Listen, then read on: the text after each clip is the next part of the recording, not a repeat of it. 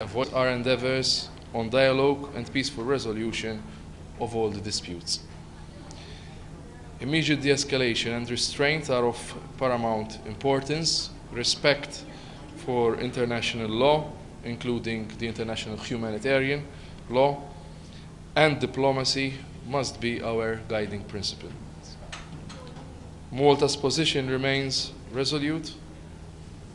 We reaffirm our unwavering commitment to a comprehensive political solution based on a two-state solution along the pre-1967 borders, addressing the legitimate aspirations of both sides, with Jerusalem as the future capital of two states living side by side in peace and security, in line with the relevant also Security Council resolutions and internationally agreed parameters. Thank you. Can you explain the confusion around today's scheduling of the vote? There was confusion, sir.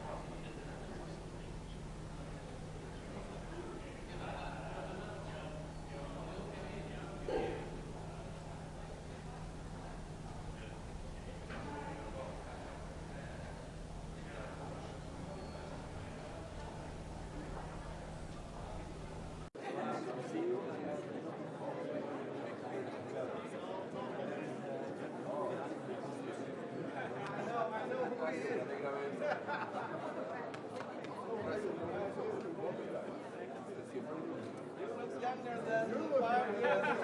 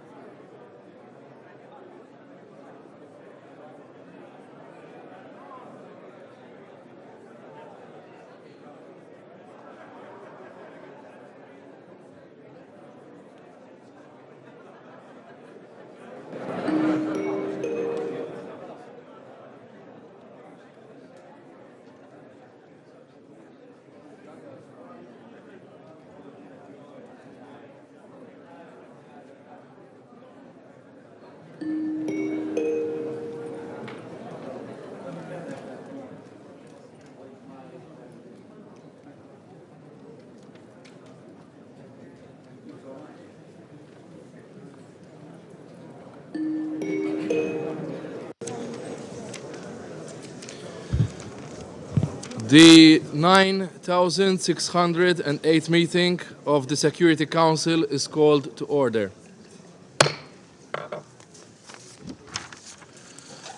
The provisional agenda for this meeting is the situation in the Middle East, including the Palestinian question. The agenda is adopted. I would like to warmly welcome the Secretary General, distinguished ministers, and other high-level representatives present in the Security Council chamber. Your presence today underscores the importance of the subject matter under discussion.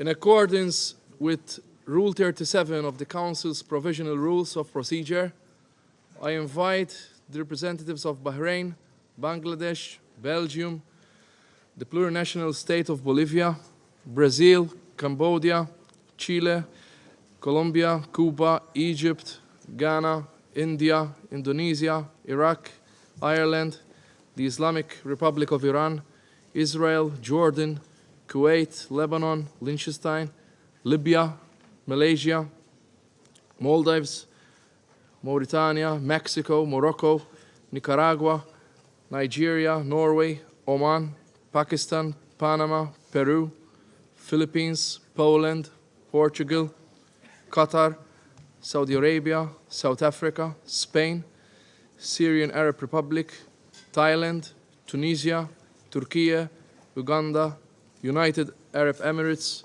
and the Bolivarian Republic of Venezuela and Vietnam to participate in this meeting. It is so decided. I propose that the Council invite the Special Representative of the President of the Observer State of Palestine participate in the meeting in accordance with the Provisional Rules of Procedure and the previous practice in this regard. There being no objection, it is so decided. On behalf of the Council, I welcome His Excellency Mr. Ziad Abu Amr. In accordance with Rule 39 of the Council's Provisional Rules of Procedure, I also invite the following individuals to participate in this meeting. His Excellency Mr. Sheikh Nyang, Chair of the Committee on the Exercise of Inalienable Rights of the Palestinian People. His Excellency Mr. Sven Koopmans, European Union High Representative for the Middle East Peace Process.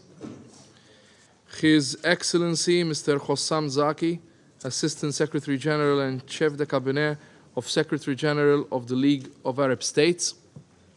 And Mr. Nasser Kamel, Secretary General of the Union for the Mediterranean. It is so decided. The Security Council will now begin its consideration of item 2 of the agenda. And I now give the floor to the Secretary General, His Excellency Mr. Antonio Guterres. Mr. President, Excellencies, the Middle East is on a precipice. Recent days have seen a perilous escalation in words and deeds. One miscalculation, one miscommunication, one mistake could lead to the unthinkable, a full-scale regional conflict that would be devastating for all involved and for the rest of the world. The moment of maximum peril must be a time for maximum restraint. I reiterate my strong condemnation of the serious escalation represented by the large-scale attack launched by the Islamic Republic of Iran on Israel on 13 April. The use of force against the territorial integrity or political independence of any state, or in any other manner inconsistent with the purposes of the United Nations, is prohibited by the Charter. And, as I stated earlier this month, when I condemned the attack on the Iranian consulate in Damascus, the principle of inviolability of diplomatic and consular premises and personnel must be respected in all cases in accordance with international law. It is high time to end the bloody cycle of retaliation. It is high time to stop. The international community must work together to prevent any actions that could push the entire Middle East over the edge with a devastating impact on civilians.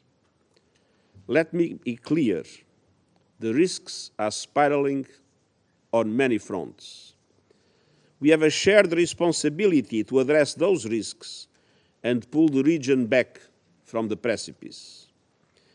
The way to do so is by advancing comprehensive diplomatic action for de-escalation in the Middle East. Mr. President, it starts with Gaza. Ending the hostilities in Gaza would significantly diffuse tensions across the region. I reiterate my calls for an immediate humanitarian ceasefire and the immediate release of all hostages held in Gaza. The horrific terror attacks by Hamas and other Palestinian armed groups on 7 October, including mass killings, the use of sexual violence, torture, and the taking of hostages, were an intolerable denial of the most basic values of humanity and a breach of the most fundamental rules of international law. In Gaza, 6.5 months of Israeli military operations have created a humanitarian hellscape. Tens of thousands of people have been killed. 2 million Palestinians have endured death, destruction, and the denial of life-saving humanitarian aid, and they are now staring down on starvation. An Israeli operation in Rafah would compound this humanitarian catastrophe. The casualty figures are overwhelming and unprecedented in speed and scale during my time as Secretary General. According to UNICEF, more than 13,900 Palestinian children have reportedly been killed in intense, often indiscriminate attacks. All this has happened with severe limitations imposed by the Israeli authorities on the delivery of humanitarian aid to people in Gaza who are facing widespread starvation. Israel recently made a number of commitments to improve aid delivery, and there have been some examples of limited progress. 3 WFP convoys with a total of 25 trucks were authorized to use the Erez crossing in northern Gaza on 14, 15, and 16 April to deliver food parcels and wheat flour. The operating hours of Kerem Shalom and Nitzana crossings have been expanded from the Israeli side, but security concerns mean the hours could not be expanded to the same extent on the Gaza side. Some bakeries have resumed operations in northern and central Gaza, the first to reopen in months. But apparent progress in one area is often cancelled out by delays and restrictions elsewhere.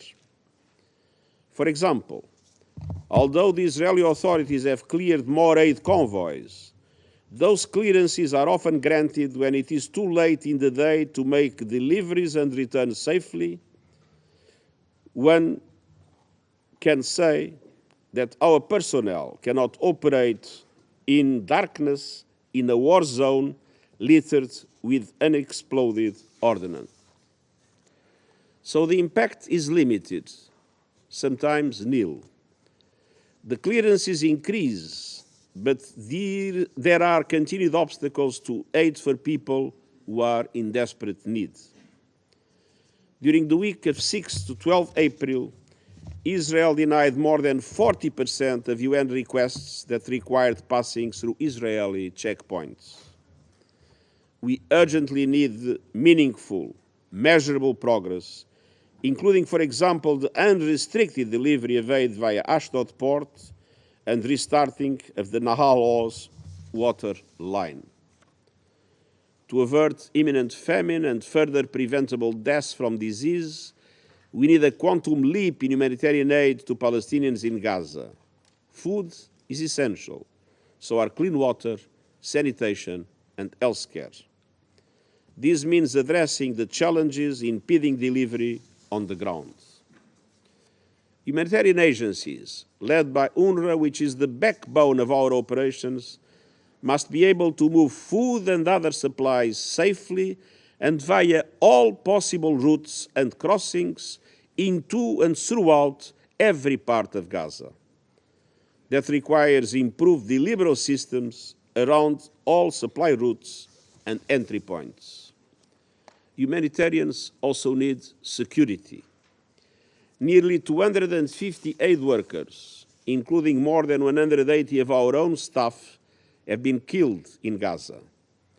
I repeat my call for thorough investigations into this tragic death. Just last week, a UNICEF vehicle traveling with a convoy was caught in crossfire.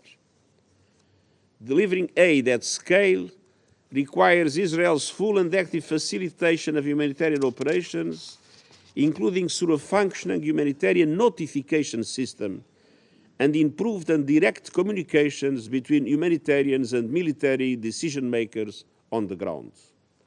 This is essential and must be implemented immediately. For the moment, our aid operations face enormous difficulties and are barely functional. They cannot operate in an organized, systematic way. They can only seize opportunities to deliver aid whenever and wherever possible. And humanitarians alone cannot address the enormity of the needs in Gaza. The private sector is critical. Increasing commercial traffic is essential. What is needed is clear: an immediate humanitarian ceasefire in Gaza, the immediate and unconditional release of all hostages, and the unimpeded delivery of humanitarian aid. The international community has a shared responsibility to do everything possible to make this happen. Mr. President, a comprehensive de-escalation approach must also reverse the explosive situation in the occupied West Bank. More than 450 Palestinians, including 112 children, have been killed in the occupied West Bank since 7 October. The majority by Israeli forces in the course of their operations and in exchanges between Israeli forces and armed Palestinians. Others were killed by armed Israeli settlers, sometimes in the presence of Israeli security forces who reportedly stood by and did nothing to prevent these killings. Last year saw the highest number of such attacks and incidents of violence and intimidation against Palestinian communities since the United Nations began recording them in 2006. 17 Israelis, including one child, have also been killed in the occupied West Bank and Israel since 7 October. In addition to this number, the reported killing of a 14-year-old Israeli boy over the weekend set off another wave of armed settler attacks against at least 37 Palestinian villages in the occupied West Bank.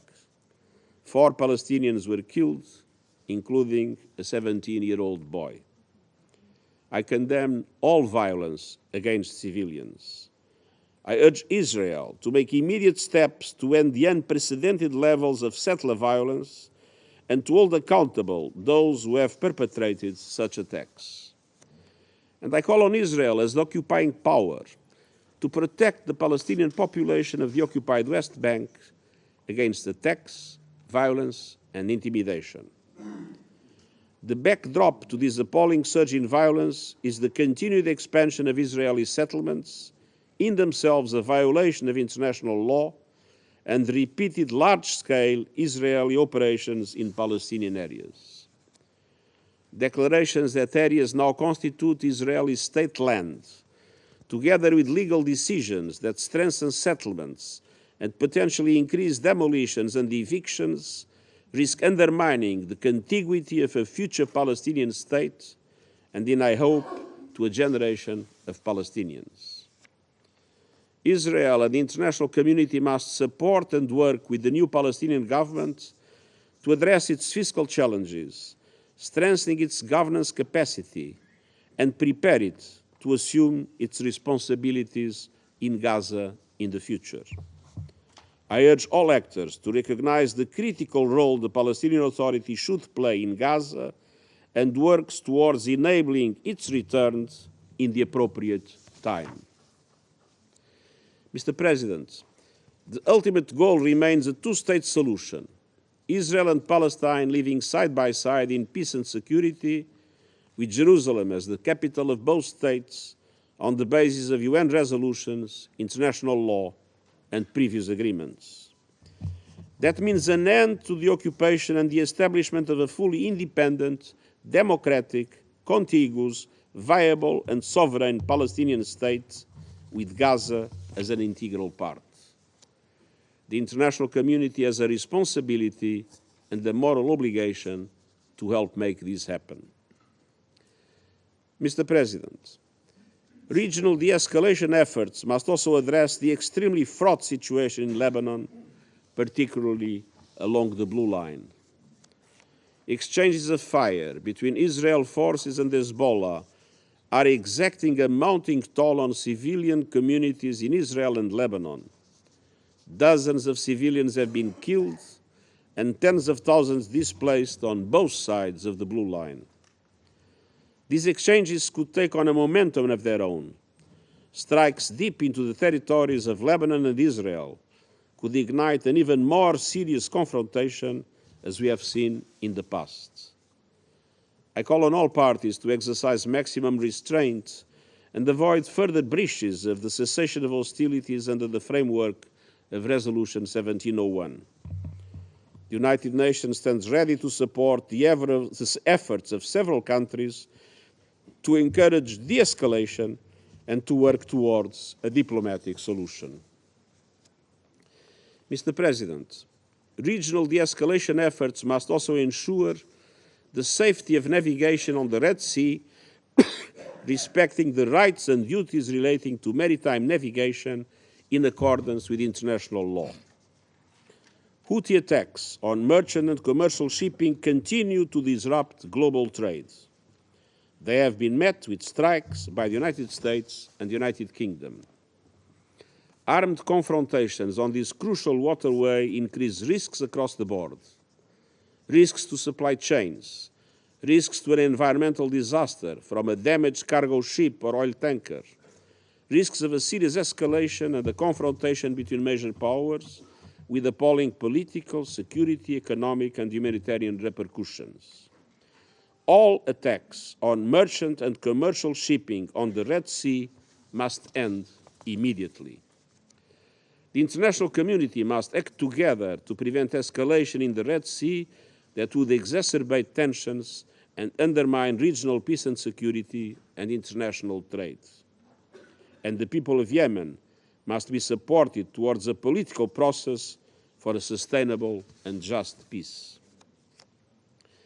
Mr. President, the Middle East is on a knife edge.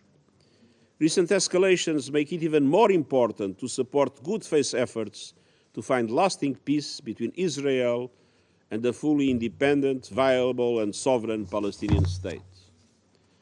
Failure to make progress towards a two-state solution will only increase volatility and risk for hundreds of millions of people across the region who will continue to live under the constant threat of violence. I urge every government involved to use its influence and leverage to promote trust-building, mutual security, and regional peace. We have a shared moral obligation to advance a comprehensive Middle East de-escalation effort in order to reduce risks, increase stability, and pave the way towards peace and prosperity for the countries and people of the region and beyond.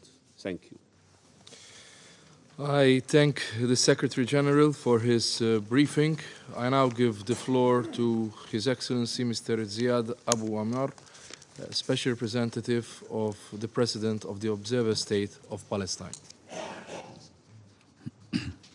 السيد الرئيس Mr. President, Your Excellency, the Secretary General, Mr. Antonio Guterres, Your Excellencies, ladies and gentlemen. It is my honor to join you today in this important meeting. I would especially thank you, Mr. President, for holding and presiding over this ministerial meeting. I would also like to express the gratitude of the State of Palestine to the Secretary General of the United Nations, Mr. Antonio Guterres, for his wise leadership of this organization, especially given the catastrophe that is currently happening in the Gaza Strip. I would also like to thank Algeria for placing the Palestinian cause as a priority on the agenda of the Security Council, including the membership of the State of Palestine in the United Nations.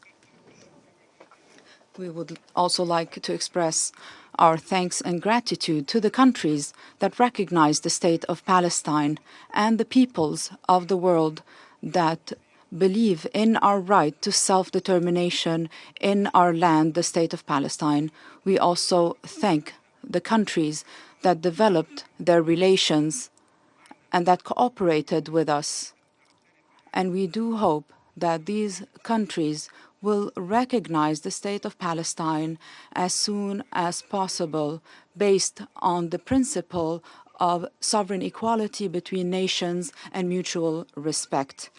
We also renew our gratitude to all countries that supported Palestine receiving the status of observer state, and the states that called on the Security Council to look into and consider the full membership of the State of Palestine in the UN. We also thank Arab countries and the non-aligned movement for joining this request based on the Riyadh summit.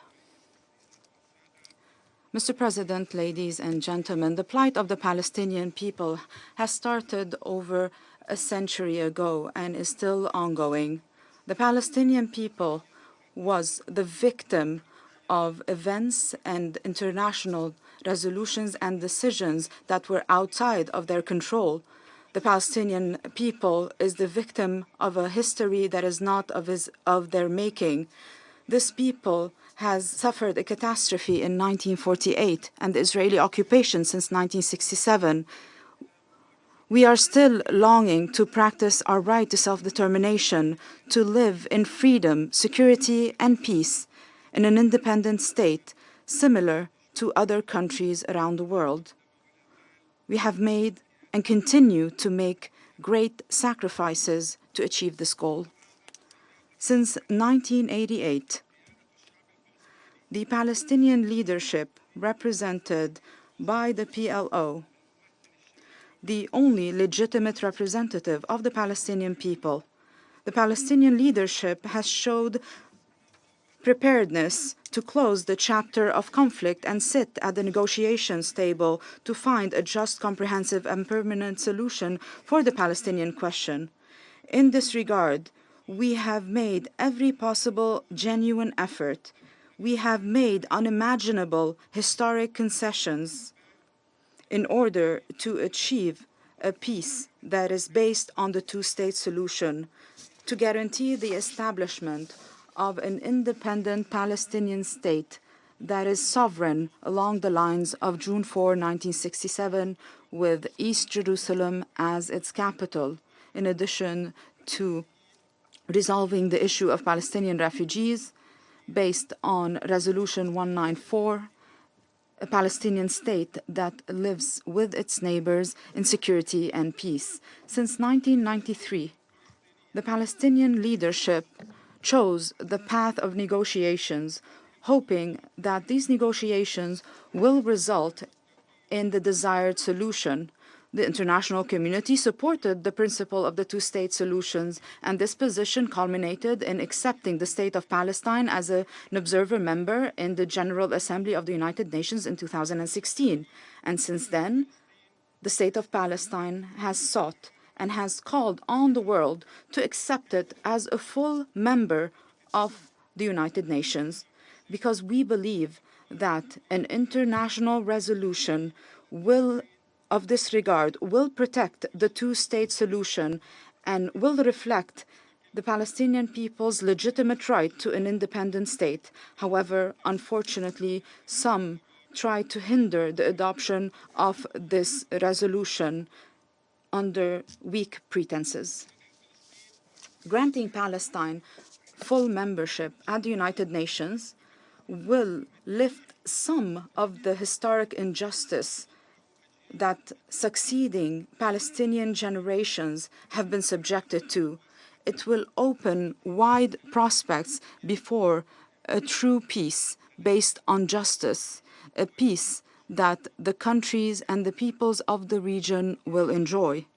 In this regard, it is our right to wonder, how could grant and recognize Palestine, the State of Palestine, how could granting the State of Palestine full membership at the United Nations, similar to other countries around the world, how could this damage the prospects of peace between Palestinians and Israelis?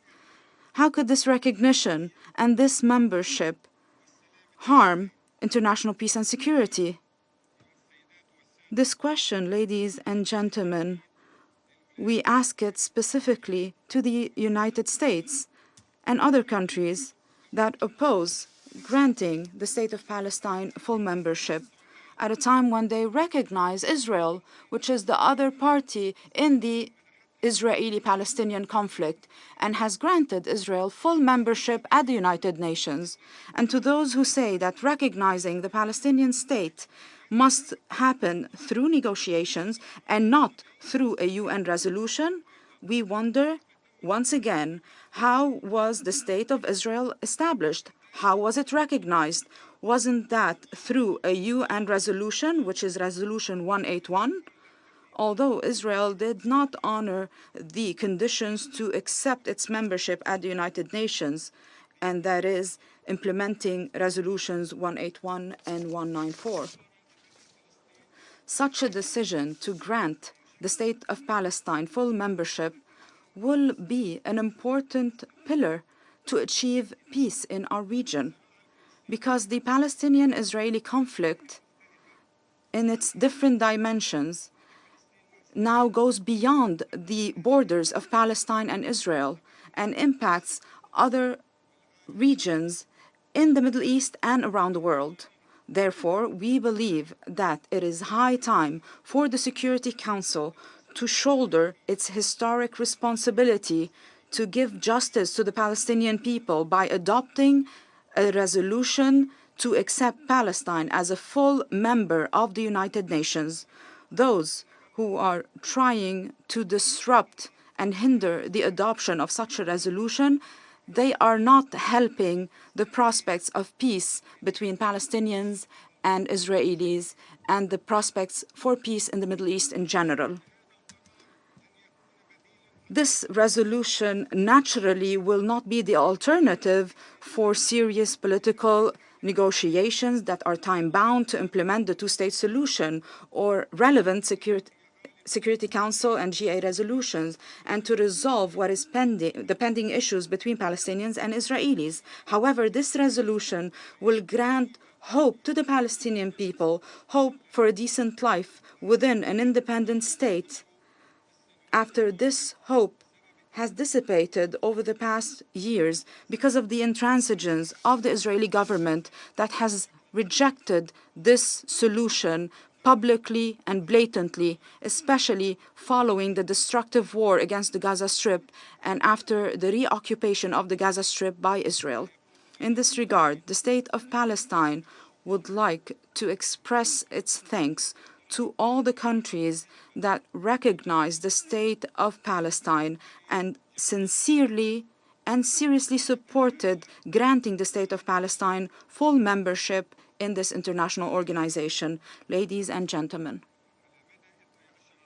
over the past 12 years, after Palestine was granted observer status at the General Assembly, the State of Palestine played a positive and constructive role in your august organization. So we do hope you will give us the opportunity to become an integral part of the international community that is working to achieve international peace and security. Mr. President, today we are asking for full membership for the State of Palestine at the United Nations. However, this does not mean that we forgot what is happening in the Gaza Strip. This comprehensive destructive war waged by Israel against our people over the past 6 months. It has claimed the lives of over 35,000 Palestinians.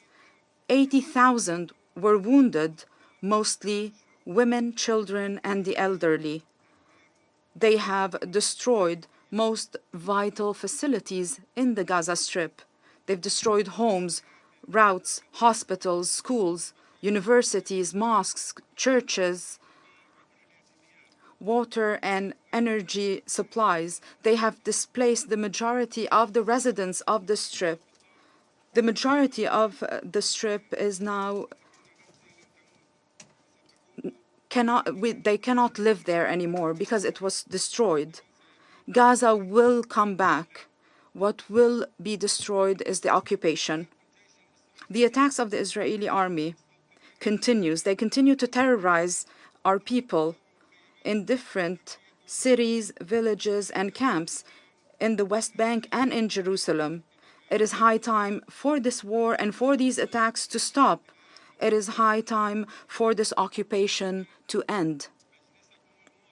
Your august council, we call on you today more than ever to swiftly intervene and take the necessary measures to compel Israel to put an end to its aggression, to allow the delivery of humanitarian assistance to a starving people, to immediately withdraw from the Gaza Strip, to comply with international law and the resolutions of international legitimacy. The international community cannot stand idly by while a country is above international law and enjoys impunity.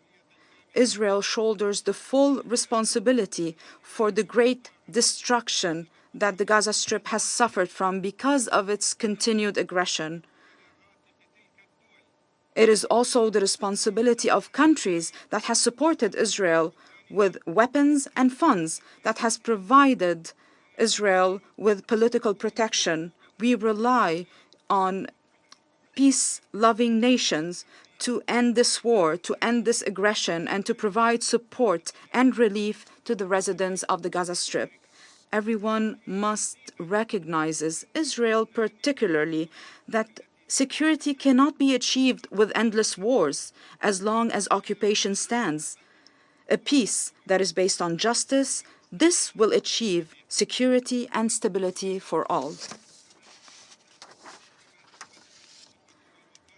History has taught us that our region will not enjoy stability without the establishment of an independent Palestinian state along the lines of June 4, 1967, with East Jerusalem as its capital, to live in security and peace with its neighbors. Ladies and gentlemen, an international resolution to grant Palestine full membership at the United Nations under these dark circumstances, and as the war of full destruction continues against the Gaza Strip and its residents, this international resolution would be a rejection to aggression. It would insist on respecting international law, human rights, and the right of the Palestinian people to live in freedom and dignity. This is the perfect time, ladies and gentlemen, for the international community and your council to shoulder their political, legal, and moral responsibilities towards the just Palestinian cause. and the right of the Palestinian people to freedom and independence, so that the principles of justice and peace can prevail. I trust that you will stand with the Palestinian justice. I thank you. I thank His Excellency Mr. Awamar for his statement, and I now give the floor to the representative of Israel. Thank you, Mr. President. Distinguished ministers, colleagues, Secretary General, how many times has this Council met to discuss ways to advance the release of our hostages held in Gaza? How many times? Not even once. How many condemnations has this Council issued against Hamas or for their heinous October 7th massacre? Zero. Zero. Yet rather than condemning Hamas's atrocities or taking action, real action, to bring our hostages home, this Council will be voting upon a resolution to recommend granting the Palestinian Authority full membership status, a Palestinian state.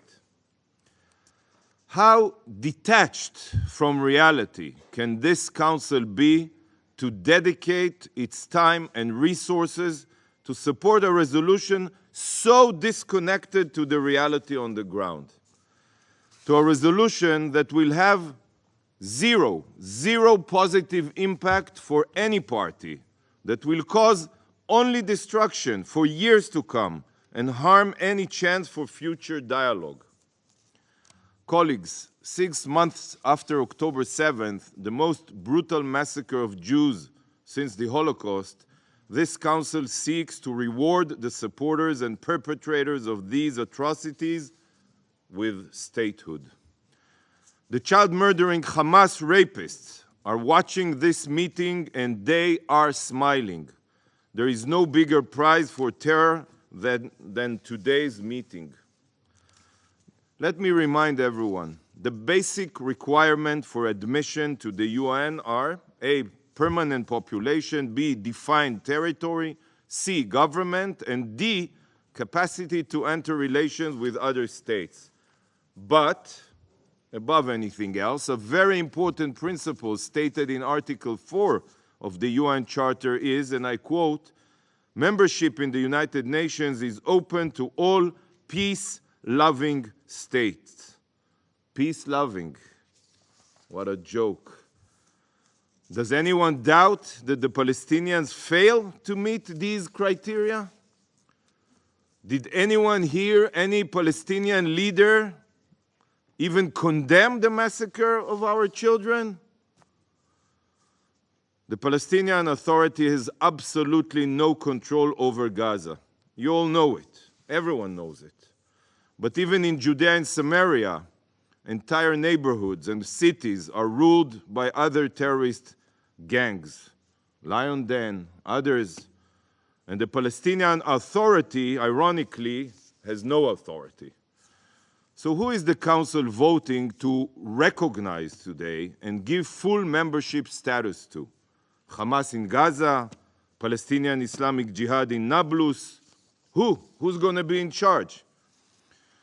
While this in itself is grounds enough to reject this sick reward for Palestinian terror, the Palestinian Authority is the opposite of a peace-loving entity.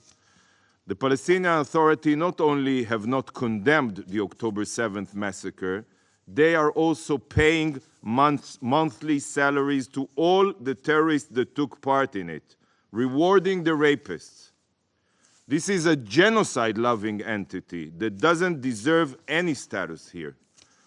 But sadly, to some of the members here, the Palestinians' inability to meet the criteria simply doesn't matter. It doesn't matter because to some of you, Palestinian statehood has nothing to do with the UN Charter or legal criteria. All it has to do with is politics and interests. The UN Charter is important to them only when it can be used against Israel. The report from the Council's Commission on the Admission of New Members even states it black on white. Let me quote from Clause 3 of the report, your report. And I quote, "Several members expressed the view that the admission of the State of Palestine to membership in the United Nations was a political matter rather than a technical or legal requirement. In other words, UN Charter be damned, international law be damned." I reiterate, international law and the UN Charter are only important when they can be weaponized against Israel.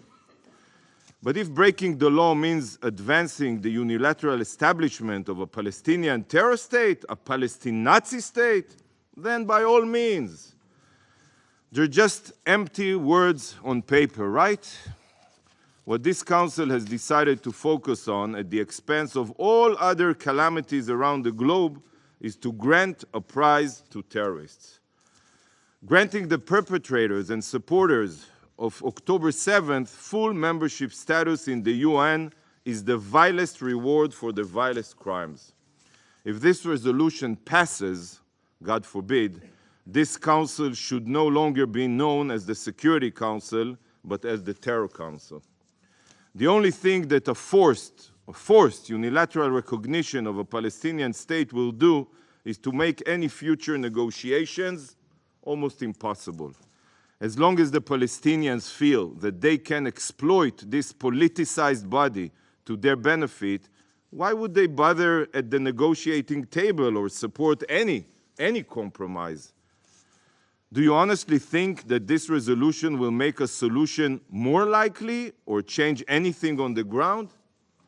The Palestinians have rejected every peace plan ever made, and they continue to support terror and boycott negotiations.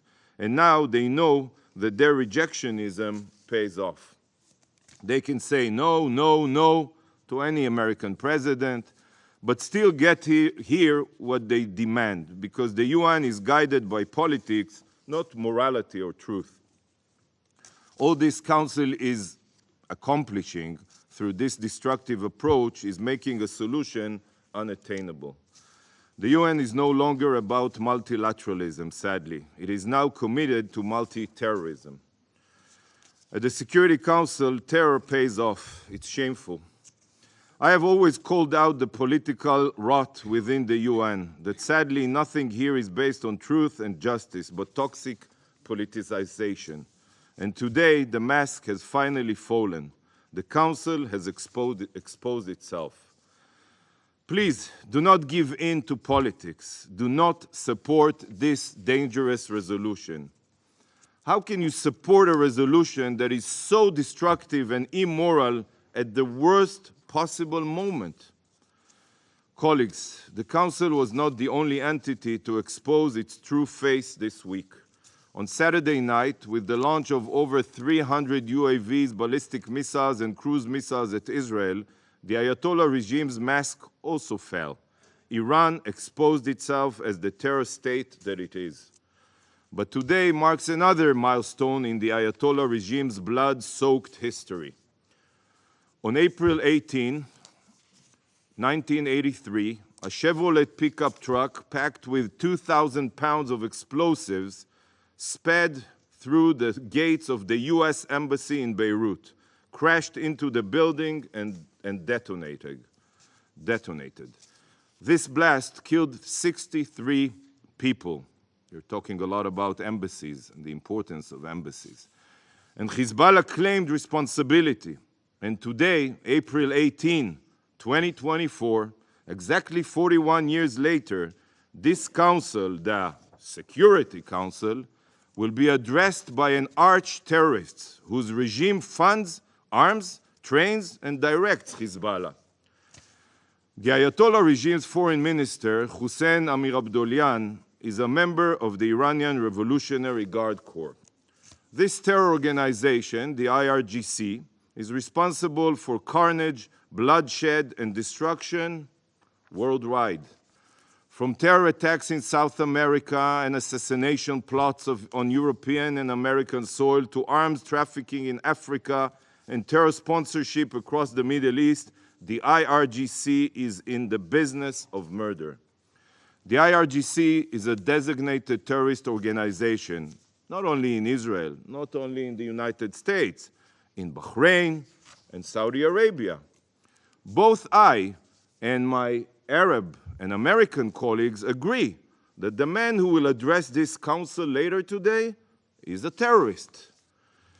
And his presence here on today of all days is further proof of how the UN has become a haven for dictatorships and terror regimes to whitewash their crimes. Colleagues, it is Iran that ensured Hamas was able to orchestrate the October 7th massacre.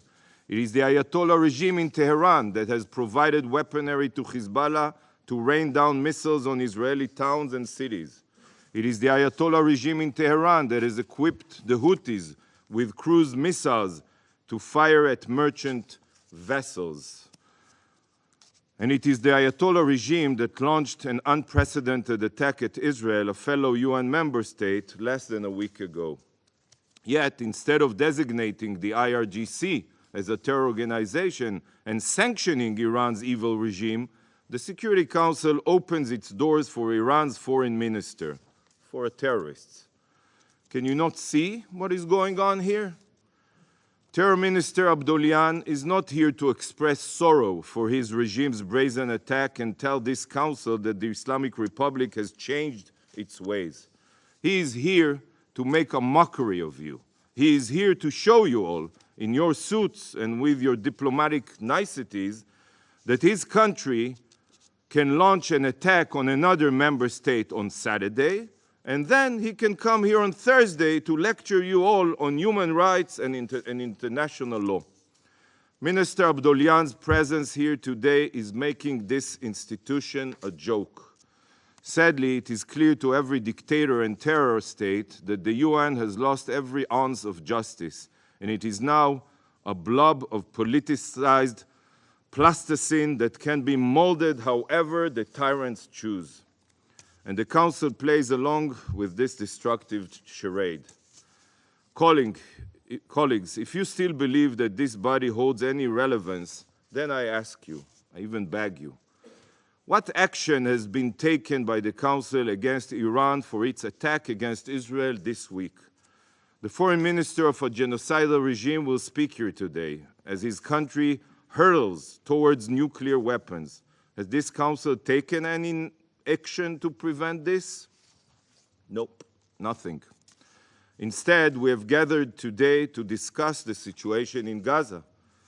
Has it occurred to any of you that the terror minister Abdollahian is here to make sure that you focus on Gaza as opposed to his own regime's crimes?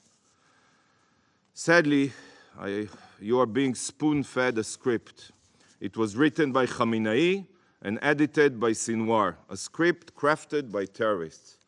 Due to Khamenei and Sinwar's script, terrorists commit acts of sheer evil against Israel, they exploit civilians as human shields, and when Israel defends itself, the UN will pressure Israel to a ceasefire and ensure their survival. The terrorists know that nothing captivates the UN's attention more than Israel. As long as Israel is defending itself, all other human rights violators can continue committing crimes. Your eyes will remain on Gaza as the rest of the world burns. And this is precisely what is happening today. You sit here focused, again, on Israel, focused on Gaza. We will hear talk of international law, human rights, and many other terms this council loves to toss around.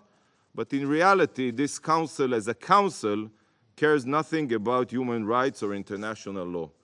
You even refused to visit our communities in southern Israel, and I invited all of you, that were devastated by Hamas. Everything is political and distorted. You know better than most that the Ayatollah regime is mere weeks away from nuclear capabilities.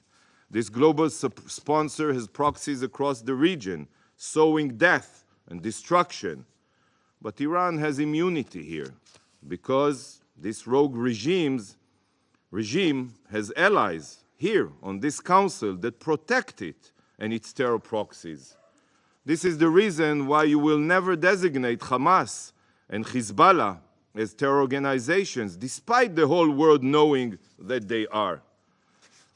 A war still rages in Ukraine, as the country that started it sits here on this council preaching about peace and the defense of civilians. This is a backwards world. This week, we mark the one-year anniversary of the war in Sudan. Millions have fled their homes. Millions more starve. Countless civilians have been murdered. Since the start of the war in Sudan, has this council held a single minister-level meeting on the atrocities? No, not one. But today marks the fourth Ministerial Security Council debate on Gaza. The fourth. 4 on Gaza and not 1 on Sudan in the past year. The double standards here know no bounds. The amount of time, effort, and resources poured into Gaza makes it seem as if the rest of the world is a pure utopia.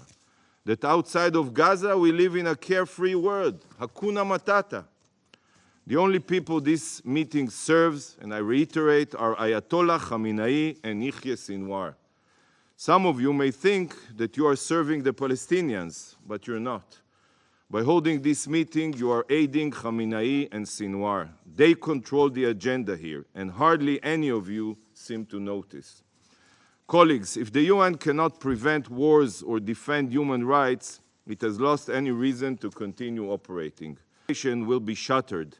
The UN, as we know it, will cease to exist, and in its place will stand a body that truly cares about human rights, that truly fights to promote peace, that is capable of putting politics aside for the sake of justice, morality, and humanity. And when that day comes, and it will, this meeting and the vote to force the establishment of a Palestinian Nazi state will be remembered as catalyst of the UN's collapse. A meeting where the world burned, but all that concerned the Security Council was helping terrorists in Gaza survive. A meeting where a terror entity could be given full membership status. This is how far the UN has fallen. And this is why the UN, in its current format, has no future. I truly pray for brighter days, for a time where the UN can successfully combat the forces of darkness, not welcome them and be influenced by them. Thank you, Mr. President. I thank the representative of Israel for their statement. I shall now make a statement in my national capacity. I thank the Secretary General for his presence here today and for his stark and sobering brief. The Middle East is experiencing one of the bleakest and most volatile periods in modern history. As underlined by the Secretary General last Sunday, the Middle East is at the brink of a full-scale conflict, one which we need to collectively avoid by calling on all parties to show restraint. These latest events continue the downward spiral witnessed in the 6 months since the heinous terror attacks of Hamas on the 7th of October and the beginning of military action by Israel in Gaza. It provides further proof of the importance of an immediate and permanent ceasefire in Gaza and the need to rebuild a political horizon in the Middle East. It is deeply worrying and completely unacceptable that this Council's demand for a ceasefire in accordance with Resolution 2728 has been disregarded by the parties. We wish to reiterate that under Article 25 of the Charter, the members of the United Nations agreed to accept and to carry out the decisions of the Security Council. Yes, Security Council decisions are binding. We have consistently condemned Hamas for its reprehensible terrorist attacks on the 7th of October, including the murder of over 1,200 Israelis, the taking of hostages, and any acts of sexual violence committed. The trauma from that dark day will forever haunt the Israeli people, particularly those who still suffer daily, knowing their loved ones are still held hostages by Hamas. We once again reiterate our demand that Hamas release all hostages immediately and unconditionally. However, in Gaza, it's not only the hostages who are suffering. Over 33,700 Palestinians have been killed, most of them women and children. Thousands have been injured or maimed. Countless others remain unaccounted for, missing under the rubble of ruined neighborhoods. The prospect of a further escalation into Rafah, where over 1 million displaced civilians are struggling daily to survive, is unconscionable. We stress our firm rejection of any ground offensive into Rafah and any further displacement of Palestinians. With over half of the population on the cusp of a man-made famine, coupled with a decimated health system, children are also dying from a lack of food and water. According to UNICEF, today in Gaza, 1 in 3 children under the age of 2 years are acutely malnourished. Targeted attacks on healthcare violate all the unique protections under international law for pregnant, birthing, and postpartum women, as well as children. We stress that all parties have a legal obligation under international law, including international humanitarian law, to protect civilians. In line with this, the provisional orders of the International Court of Justice on 26 January and 28 March must be complied with. Excellencies, since the beginning of this conflict, the delivered levels of aid into Gaza have been highly insufficient due to physical restrictions and bureaucratic impediments. Malta reiterates that denial of humanitarian assistance is a grave violation of international law, and the use of starvation as a weapon of war may constitute a war crime. Furthermore, we strongly underline that the safety of UN personnel, humanitarians, and journalists must be guaranteed. We call for Israel to both fully respect and utilize the humanitarian notification system as intended, and conduct an independent investigation into all killings of UN and humanitarian staff. Commercial trade must also be allowed to resume, as the people of Gaza cannot remain dependent on aid alone. In the words of the Secretary General, a paradigm shift is required to adequately address the desperate conditions in Gaza. Just yesterday, this Council held a briefing on the indispensable nature of UNRWA and its life-saving services. We maintain that the agency is a stabilizing force in the region and demands our continued support and resources. Turning to the wider region, the ripple effect of the war in Gaza, including that we have witnessed over the last days, is deeply troubling.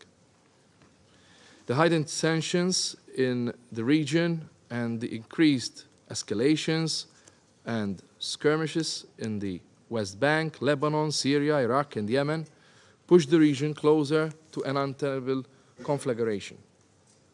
Immediate de-escalation and restraint is of paramount importance. International law and diplomacy must be our guiding principles. In the West Bank, rising violence targeting civilians and intensified military operations push the occupied Palestinian territory into further instability. Malta stresses that the illegal Israeli settlements, demolition of Palestinian property, and settler violence are an obstacle to peace, violate international law, and threaten the viability of a two-state solution. We call on Israel to reverse such actions and abide by the relevant Security Council resolutions. We welcome ongoing efforts towards reinforcing and revitalizing the Palestinian Authority. The international community must support elections which would allow its effective governance in line with the two-state solution and with Gaza as part of an independent Palestinian state. Fundamentally, a just resolution of this conflict demands a reality which embraces the Palestinians' legitimate aspirations for UN membership and statehood. It also demands a reality in which Israelis live in security without being held hostage by the threat of terrorism. The parameters of realization of this vision are well known and must be pursued as a matter of urgency. Malta reaffirms its unwavering commitment to a comprehensive political solution based on the two-state solution along the pre-1967 borders, addressing the legitimate aspirations of both sides, with Jerusalem as the future capital of two states living side by side in peace and security, and this in line with the relevant Security Council resolutions and internationally agreed parameters. I thank you, and I resume my function as President of the Council. I now give the floor to His Excellency Mr. Ahmed Attaf, Minister of Foreign Affairs and National Community Abroad of Algeria. أشكركم سيد الرئيس وأرجو أن تتقبلوا من هذا I thank you. Please accept our deepest gratitude for the holding of this meeting today. This is a session which we believe will be a good step in the right direction. We are talking today about granting the status of full membership to the State of Palestine within our organization, which means that we are going to re-examine the Palestinian cause upon this solid basis, which means that we're going to shed light on the very essence of this, which cannot be defigured, cannot be altered, cannot be tested. What do I mean by essence? What do I mean by its substance in this way? I mean its historic and legitimate right for the Palestinian people to create an independent, sovereign state. This is a historic right, approved by the international community within this august organization 76 years ago. The international community is attached to consolidating this as a just, lasting and definitive solution for the Palestinian cause. This is a historic right which has not been implemented, and the lack of implementation of this right is the cause of the prolongation of this Arab-Israeli conflict. This is the cause of the lack of security and safety in our region, a region which hasn't known peace for over 70 years. This is a historic right that Israeli occupation today stubbornly rejects and torpedoes at its very basis.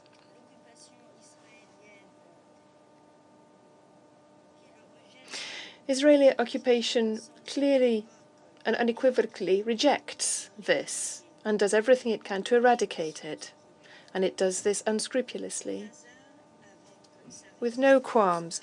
Gaza, in its resistance, has shown the aims of Israeli occupation fully, whether this be visible or not, in order to liquidate the Palestinian cause. This is why this has been done, and to hinder our national project with regard to this Palestinian cause.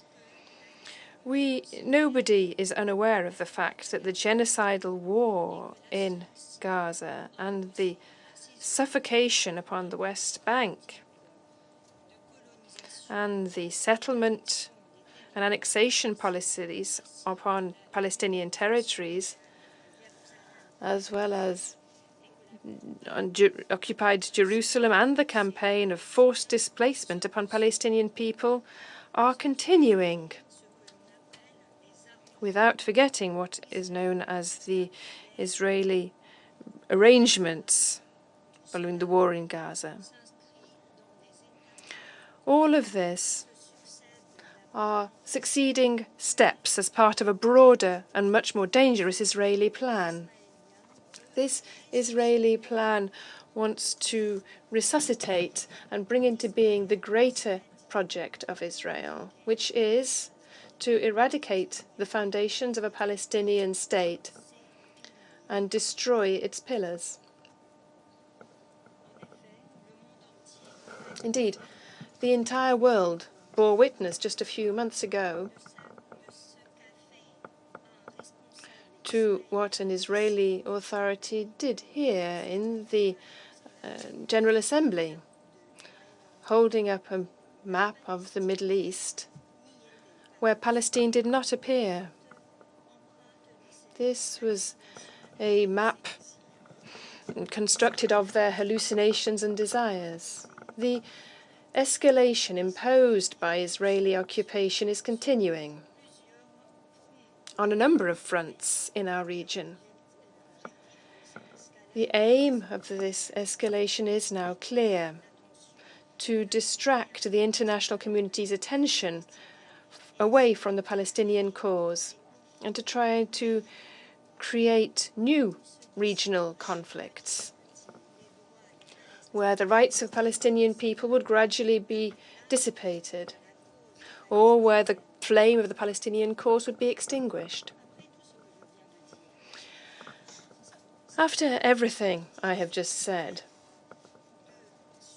can some still allow themselves to follow the allegations by the Israeli occupiers and to follow their plans, which we have all too well understood, and we have understood the motive behind it? After all of this, is it difficult for some to understand the true face of Israeli occupation? An occupation made up of colonization, which insists on propagating and spreading illusions and undermining the security and stability of the Middle East upon the ruins of a Palestinian national project. After all of this, can some, even a few, still insist on saying that it is not yet time to grant Palestine the status of full member to our organization? This situation is dangerous, the situation facing the Palestinian cause. This Council has a historic responsibility, and a decisive one. A decisive responsibility which is essential. That is the responsibility to act immediately, to impose the two-state solution and to safeguard the foundations of the creation of a Palestinian state. The two-state solution is facing imminent mortal danger. I repeat, the two-state solution is facing imminent mortal danger. We must save this solution before it is too late, which means granting the status of full membership to the State of Palestine, to safeguard peace and stability, to safeguard security in the Middle East as a whole. Any hesitation or wavering will have disastrous consequences and would give carte blanche, or a green light, to the Israeli occupation to continue with its plans. That is, stealing, plundering, expansion on one side, and extremism and obstination on the other side. In this regard, Algeria had the honor of hosting the declaration of the creation of a Palestinian state on the 15th of November 1988. We also had the honor of being the first country to recognize the Palestinian state officially. as part of this historic legacy, which we are very proud of. The President of the Republic, Mr. Abdelmajid Tebboune, from the tribune of the General Assembly during its last session, called for an acceleration of the process of granting the status of full membership to the State of Palestine within our organization. My country swiftly put forward a draft resolution to this August Council, and in coordination, full coordination with our Palestinian and Arab brothers and sisters, and also working with other various regional groups in favor of the Palestinian cause. So the League of Arab States, the Organization for Islamic Cooperation, the Non-Aligned Movement, and the African Union. The time has come to assume our responsibilities and our duties without faltering.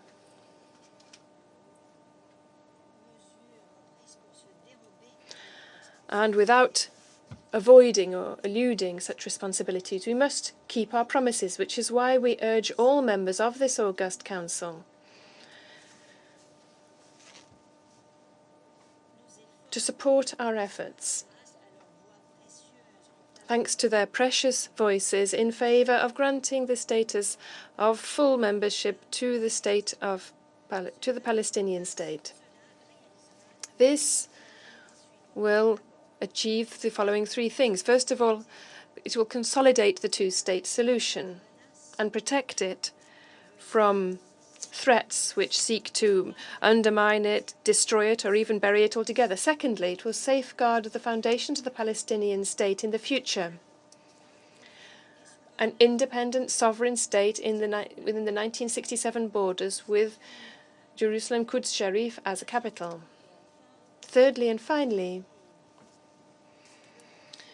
this will build the peace process upon solid foundations, which will allow for a mobilization of efforts and to respond to the needs of the Palestinian cause in order to restore peace, stability, and security throughout the Middle East. Nobody is unaware that such a step is a very simple one. This is what we must do, we as humanity, meeting here within this august body. It is our duty to thousands and thousands of Palestinian people who are being martyred every day, every hour, every minute, every second indeed, in order to ensure that their cause lives on, our cause, the cause of humanity as a whole. Justice must be served to the Palestinian people. This is a duty. This is a legal duty, a political duty, and a security duty. It is a duty at the scale of humanity and civilization as a whole. I thank you. I thank His Excellency Mr. Attaf for his statement, and I now give the floor to Her Excellency Mr. Renata Felbarček, Secretary General of the Ministry of Foreign and European Affairs of Slovenia. Thank you, Mr. President, and I thank the Secretary General for his briefing. We find ourselves at a defining moment for the crisis in the Middle East and for this Council's role in addressing it. As we are facing growing danger of a full-scale regional escalation, we cannot lose sight of the situation in Gaza and the West Bank. I would like to reiterate our firm view that this is where the master key to easing tensions in the region is. I would like to offer 3 steps that can help us move away from the edge. Firstly, there must be immediate and full compliance with the Security Council resolutions and ICJ orders related to the conflict in Gaza. This should not be an ambiguous call, but a clear demand. All member states have the obligation to uphold the UN Charter including through implementing Security Council resolutions. We condemn the attack of Hamas of 7 October and strongly deplore that the hostages are still being held in Gaza while their families continue to suffer in anguish for their safety and well-being. Families, homes, schools, hospitals, roads, and infrastructure in Gaza are being destroyed. People are helpless while their lives are collapsing, while famine and disease are looming. Women and children bear the brunt of this conflict. We all hear their desperate calls for help. We call on Israel to remove complex barriers to humanitarian aid and cooperate with the UN to organize a faster and safe distribution of assistance. We condemn all violation of international law, including international humanitarian law and human rights law, and we call for accountability, including for sexual violence. The threat of the military offensive in Rafah, which we strongly oppose, is still here. In recent days, the situation in the West Bank is escalating. These are the fires that we have to extinguish before they engulf the whole region. We need urgent implementation of Resolution 2728, followed by a comprehensive political solution to the crisis. We believe that a ceasefire in Gaza would be a key element for reducing the boiling tensions in the region, including along the Blue Line and the Red Sea and elsewhere. Secondly, all actors and their partners in the region must exercise maximum restraint. We must diffuse and de-escalate the situation. Missiles and drones will not address the root causes of the crisis. They are not solutions, just the retaliations are not dialogue. Diplomacy is the only way forward. Thirdly, we must start and support the political process leading to a two-state solution. We are of the view that the Council must do its part in the political process, and in its regard, we welcome the draft resolution proposed by France. We believe the two-state solution must be based on sovereign equality of the states, and we therefore support the equal status in the UN.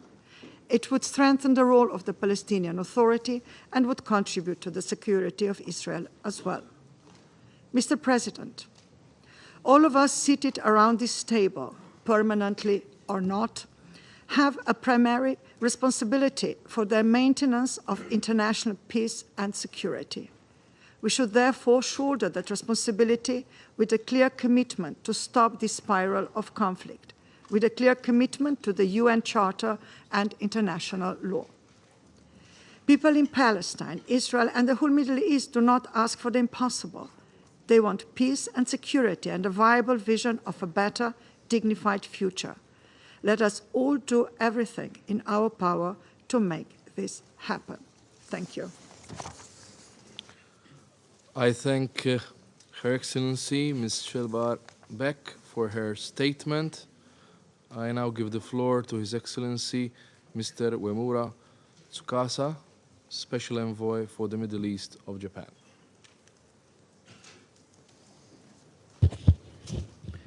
Thank you. I thank His Excellency Mr. Borg, Minister for Foreign and European Affairs and Trade of the Republic of Malta, for his initiative. My appreciation also goes to the Secretary General for his briefing. Mr. President, the conflict which started with the attack by Hamas and others last October has continued for more than 6 months. First, let me express my heartfelt condolences to all the victims, including women, children, and humanitarian aid workers and their families. The world does not want to see the loss of lives and the cycle of violence anymore. Yet, the conflict endures. I sincerely hope continued discussions and a show of will in the Security Council will lead to a change in behavior by the parties concerned and an improvement of the situation. Last month, this Council adopted Resolution 2728, which demanded an immediate ceasefire for the month of Ramadan and the immediate and unconditional release of all hostages. Japan has urged all parties to act in good faith based on this resolution. Japan takes note of the improvement to a certain extent in the environment surrounding humanitarian assistance, including humanitarian access. However, further effort needs to be made for a drastic change in the catastrophic situation on the ground. We have not seen a ceasefire realized yet either. Mr. President, countries concerned have made serious efforts outside this chamber to achieve the release of the hostages and the ceasefire. I believe those who serve best should be honored most. The Security Council must foster and encourage these efforts. A full-scale military operation in the densely populated area of Rafah would be a disaster that would result in many more casualties. Such an outcome is unacceptable. Mr. President, we are now witnessing an extremely dangerous situation that could have devastating consequences for the entire region and the world. Japan is deeply concerned about Iran's attack against Israel, which increases insecurity in the Middle East. We strongly condemn such an escalation.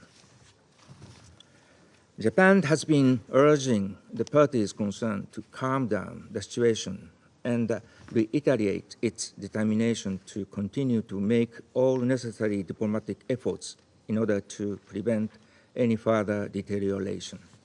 Further, the spiral of violence between Israel and Hezbollah is continuing, and attacks on vessels in the Red Sea and Gulf of Aden by the Houthis are impeding the free and safe passage of vessels.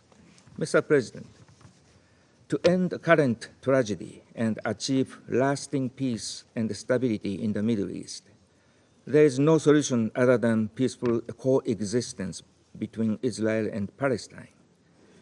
To reach this goal, mutual trust is indispensable. Building trust is not an easy task. It will not only require time to heal the existing hatred and grief, but also a clear mutual commitment towards confidence building. Given the situation in front of us, it may even seem an almost impossible mission. However, Japan will not give up and will continuously contribute to the realization of a two-state solution through its own initiatives and efforts. And Japan will remain an escort runner for Palestine, Israel, and all the people living in the Middle East in good times and bad. Thank you. I thank His Excellency, Mr. Tsukasa, for his statement. So, and I'll give the floor to the representative of the Russian Federation. Mr. President, we'd like to thank the Secretary General for his report. For 7 months now in the Middle East, the acutest possible conflict is raging. It's claimed the lives of over 34,000 peace-loving citizens of Gaza. The spiral of escalation with each passing day is being wound tighter and tighter, involving more and more countries in the region. For the very first time in decades, the threat of a large-scale armed conflict looms large. Today's meeting is an excellent opportunity for us to assess what the international community has managed to do in order to resolve this crisis, and what it hasn't managed to do either. The first and most important thing is whether the Security Council demanded, as per its mandate, for the parties to immediately engage in a ceasefire. Indeed, yes, Resolution 2278, it de facto covered the period to the end of Ramadan, which is over. It did so, but it also called for a lasting and sustainable ceasefire. To get there, the Russian Federation and China had to veto the American draft resolution, the purpose of which was specifically to ensure that there was no ceasefire. Did the Council manage to control the implementation of this decision and to compel those who had ignored that decision to do so? Alas, no. This happened, did it happen because we didn't do enough? Such an assertion would be blatantly false. Starting on the 7th of October 2023, the Council worked day in, day out, discussing possible products geared towards ending the violence in Gaza. Delegations authored no less than 10 different draft resolutions, which I'm sure you'll agree is a fairly large number. As early as the 16th of October, the Russian Federation authored the first draft on the ceasefire in the Strip. It received a negative vote from France, the UK, the US, and Japan. The next draft was authored by Brazil, submitted on the 18th of October. The US was the only delegation to veto it, although it did contain, this is highly important as our US colleagues are now telling us, highly important wording condemning Hamas. Just imagine how many lives we could have saved if these proposals received support at the time. This includes the lives of hostages, the release of which we also demanded. Since then, Washington has cast 3 more vetoes, preventing the Council from taking a decision which would have stopped Israel's military operation in Gaza. Our American colleagues did not conceal that they view the Security Council as a stumbling block, which shouldn't get in the way of their effective diplomacy on the ground. In actual fact, they did this to give their main Middle Eastern ally a free hand to clear out the enclave. We remember very well, and we hope other Security Council members do too, that the US delegation demanded the deletion of the mere mention of the necessity to stop the violence from all drafts. Colleagues, every US veto cast on Gaza, it's not just another statistic in the SC's history. We shouldn't forget that it has a frightful price. It comes with a specific frightful price. The lives of thousands of peaceful citizens, peaceful people in Gaza. It took 6 months for Washington to at least realize that it has lost any means of influence over Israel. The tail is wagging the dog. Tel Aviv is dictating its conditions, demanding unconditional support from the US for all of its reckless decisions. Back then, in March, the US, which has been rebuked by practically the entire international community for all of its inhumane vetoes cast, the US tried to whitewash themselves, authoring a very strange draft resolution. In it, the US waxed philosophical, determining an imperative for a ceasefire without actually demanding one. At the same time, the resolution was chock-a-block with plants and mines, which de facto gave the green light for a further military operation conducted by Israel, including the clearing out of Rafah. As I said, together with China and Algeria, we couldn't let the Security Council to approve this license to kill further peaceful Palestinians. And thanks to this, the Security Council 3 days later adopted the aforementioned document authored by the E10, containing a demand for a ceasefire throughout Ramadan. Today, the US is disingenuously accusing Russia and China of vetoing its wonderful product. In reality, our veto was an example of why we need this instrument, the veto. At the same time, it also offers a response to all those calling for the veto's abolishment. It's necessary because we need to avoid the adoption of imbalanced and cunning decisions being promoted by Washington. Unfortunately, Israel is openly ignoring Resolution 2728, with the US as an encouragement, which actually rushed to call this Security Council resolution non-binding. As a result, we have a situation whereby the UN Human Rights Council Special Rapporteur on Human Rights in the Palestinian Territory, Francesca Albanese, she's been compelled to recognize that Israel has met the threshold for the crime of genocide. She also characterized assertions by Israel's leadership about the fact that they're allegedly abiding by international humanitarian law, and also Israel's use of the right of self-defense and the fight against terrorism as pretexts. Ms. Albanese characterized these as humanitarian camouflage. I have a second question for you. Through our collective efforts, did we manage to improve the humanitarian situation in the enclave? The answer, again, is not in our favor. the Council adopted 2 humanitarian resolutions, 2712 and 2720.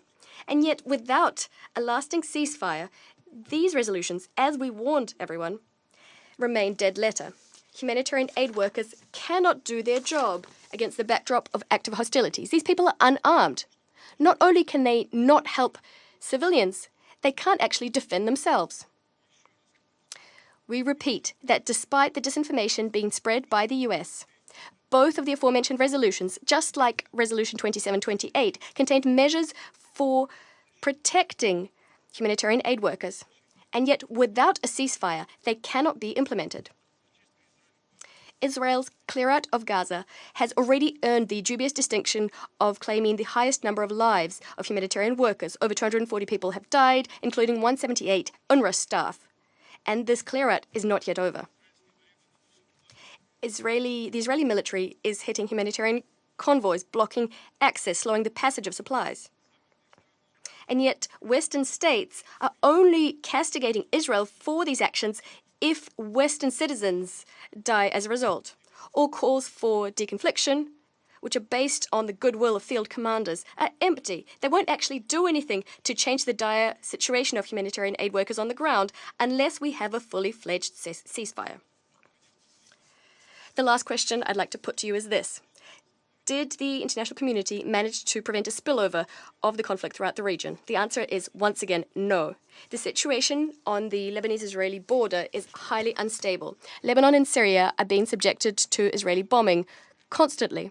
Our Western colleagues, specifically the US, the UK and France, are to blame for the fact that the Security Council did not condemn Israel's strike on the Iranian consulate in Damascus on the 1st of April, which would have reaffirmed the sacred basis of a sacred principle of international relations, the inviolability of diplomatic and consular premises and staff.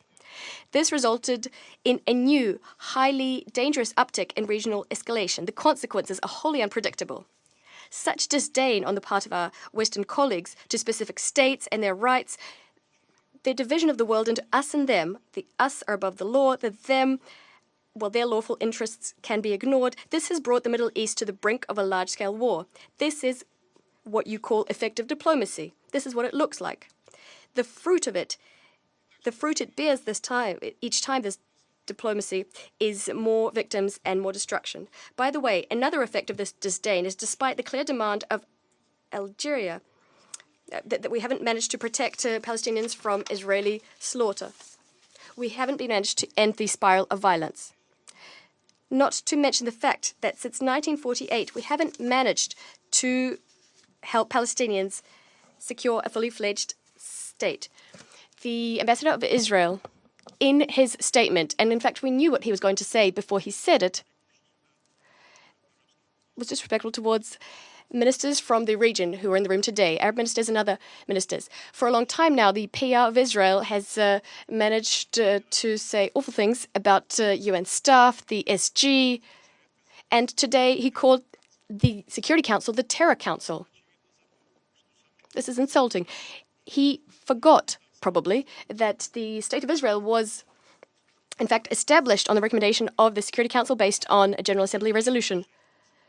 Do you want to cast doubt on this decision as well? Perhaps the Israeli ambassador will answer my question. Did Israel meet the criteria for membership when it was admitted to the UN? A short sideline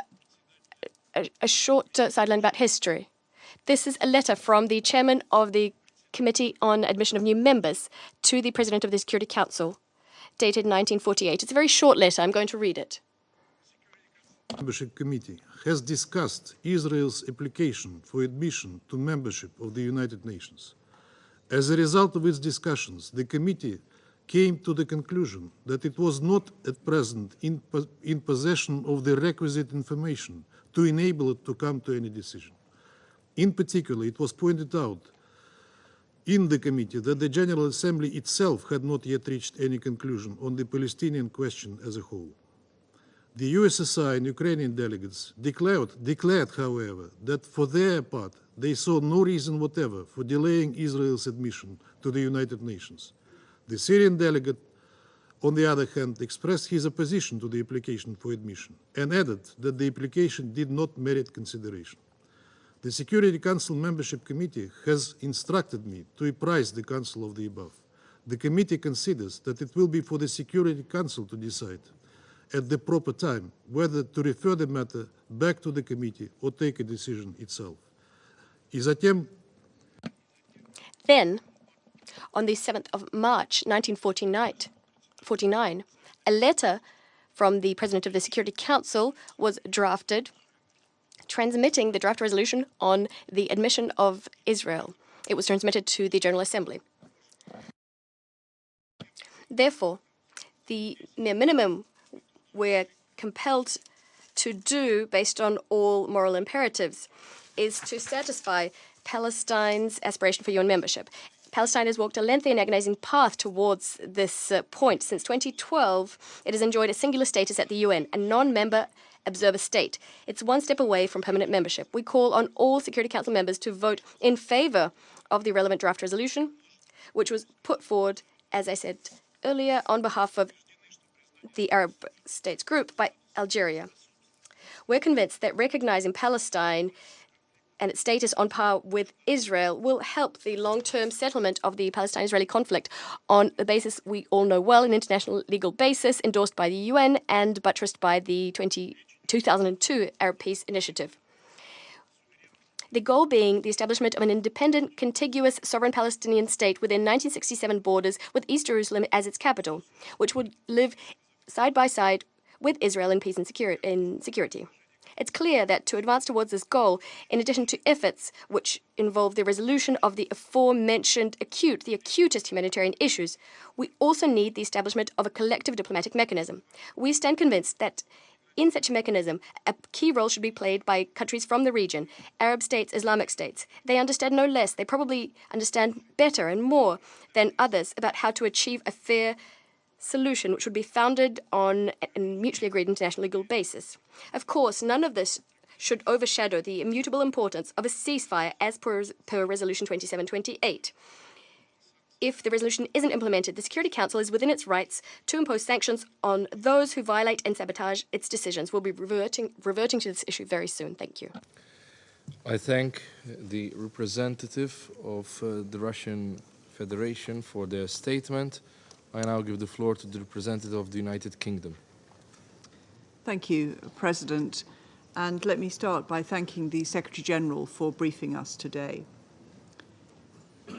Let me start by reiterating that the UK condemns, in the strongest terms, Iran's unprecedented attack against Israel, as well as its violation of Jordan and Iraq's airspace. The UK continues to call for de-escalation and remains steadfast in our commitment to protecting and upholding stability in the region. Iran's actions do nothing to advance the prospects for peace in Israel and Gaza. President, the UK condemns the October 7 attacks unequivocally and calls for the unconditional and immediate release of all the hostages. The United Kingdom remains resolved to work with international partners to urgently secure an immediate pause to get aid in and hostages out, and then progress to a permanent, sustainable ceasefire without a return to fighting and loss of life. We also urgently call for the full implementation of Resolution 2720 to protect civilians and enable humanitarian assistance. There is a devastating and growing humanitarian crisis in Gaza. Gazans need more aid, and they need it now. We welcome Israel's commitments to fully open Ashdod port and the Erez checkpoint, and to increase capacity through the Jordan land corridor. We are resolved that the international community will work with Israel to see these vital changes fully implemented. As my Foreign Secretary made clear during his visit to the region yesterday, we must maintain our focus on getting more aid into Gaza and getting hostages out. For our part, the UK has trebled our aid commitment this financial year. We will keep doing everything we can to get more aid in by land, sea, and air to reach people in desperate need in Gaza. President, we support a two-state solution that guarantees security and stability for both the Israeli and Palestinian people. We must give the people of the West Bank and Gaza the political perspective of a credible route to a Palestinian state and a new future. And it needs to be irreversible. This is not entirely in our gift. However, Britain and our partners can help by confirming our commitment to a sovereign, viable Palestinian state. On recognition, this cannot come at the start of the process, but it does not have to be the very end of the process. Our long-standing position has been that we will recognize a Palestinian state at a time that is most conducive to the peace process. That pathway must start with fixing the immediate crisis in Gaza. President, we must focus collectively on the vital elements for a lasting peace. These include the release of all hostages, the formation of a new Palestinian government for the West Bank and Gaza, accompanied by an international support package, removing Hamas capacity to launch attacks against Israel, Hamas no longer being in charge of Gaza, and, as I have mentioned, a political horizon which provides a credible and irreversible pathway towards a two-state solution. Finally, President, I'd like to address the ongoing settlement expansion and demolition of Palestinian properties in the occupied Palestinian territories. We are clear that settlements are illegal under international law and once again urge Israel to halt settlement expansion immediately. The UK remains committed to acting robustly to support peace and stability in the region. President, let me end by reiterating the UK's commitment to a two-state solution and turning this Council's words into actions. We must work together to make this vision for peace a reality. I thank you. Okay.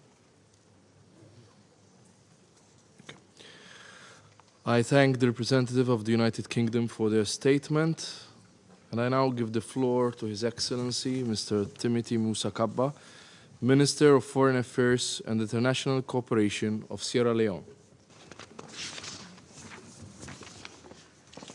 Thank you, Mr. President, the Honorable Dr. Ehrenborg, Minister for Foreign Affairs and European Affairs and Trade of Malta. I thank the Presidency of Malta for convening this meeting in the format of a high-level open debate.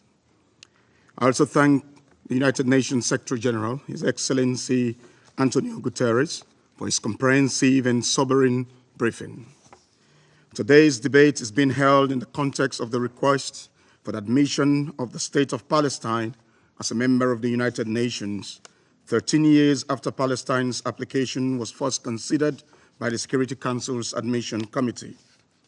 Sierra Leone recognizes the basis for such a request, which in our view is legitimate and could create the pathway to a political horizon founded on the principles of the two-state solution, based on United Nations General Assembly Resolution 1812, which recommends for an independent Arab and an independent Jewish state. And in line with Article 4 of the United Nations Charter, Sierra Leone support the application of the State of Palestine for admission as a member of the United Nations. Our support is in line and within the context of our consideration of Article 4 of the United Nations Charter, Rules 58, 60 of the Security Council Provisions of Procedure, and the guidance provided by the International Court of Justice in its 28 May 1948 advisory opinion on conditions of admission of a state to membership in the United Nations. This request for reconsideration of the 2011 application for membership to the United Nations by the State of Palestine has come in 6 months into the conflict between Israel and Hamas. We have had first-hand testimonies about what it means to live in the Gaza Strip since 7th October 2023. There are expert reports on the impact of the conflict on women, children, humanitarian workers, journalists, and other vulnerable groups, and all civilians in Palestine as well as Israel. In the Gaza Strip, we are raising against time to prevent famine and infectious diseases epidemics. We therefore reiterate our strong call for an immediate and permanent ceasefire in the Gaza Strip and for Resolution 2712, 2720, and 2728 to be fully respected by the parties and implemented. For 6 months, we have made it unequivocally clear the 7th October 2023 heinous attacks by Hamas on Israeli civilians is unacceptable. We condemn the taking of hostages, with 134 of those hostage still being held by Hamas and other armed groups. Hostage taking is a serious violation of international law, and we repeat our call, the call by the Security Council, the call of the General Assembly, and the call by the International Court of Justice for all hostages to be immediately and unconditionally released. We have also deemed as wholly unacceptable the military response of Israel, characterized by massive bombardment of Gaza Strip without distinction, proportionality, protection of civilians, civilian objects, and humanitarian personnel. The killings and suffering and collective punishment must stop. Sierra Leone urges accountability for all violations and international law by the parties. Mr. President, Sierra Leone continues to urge de-escalation, continuing political and diplomatic engagement following the emergency meeting of the United Nations Security Council on 14th April 2024. We recall our condemnation of claimed reprisal attacks not in conformity with international law and the United Nations Charter. We also recall our condemnation of the use of force in violation of the UN Charter, relevant international law including the development and conduct of friendly relations, diplomatic and consular protections, as well as conduct in the region that may lead to an escalation or exacerbation in the already volatile situation in the Middle East.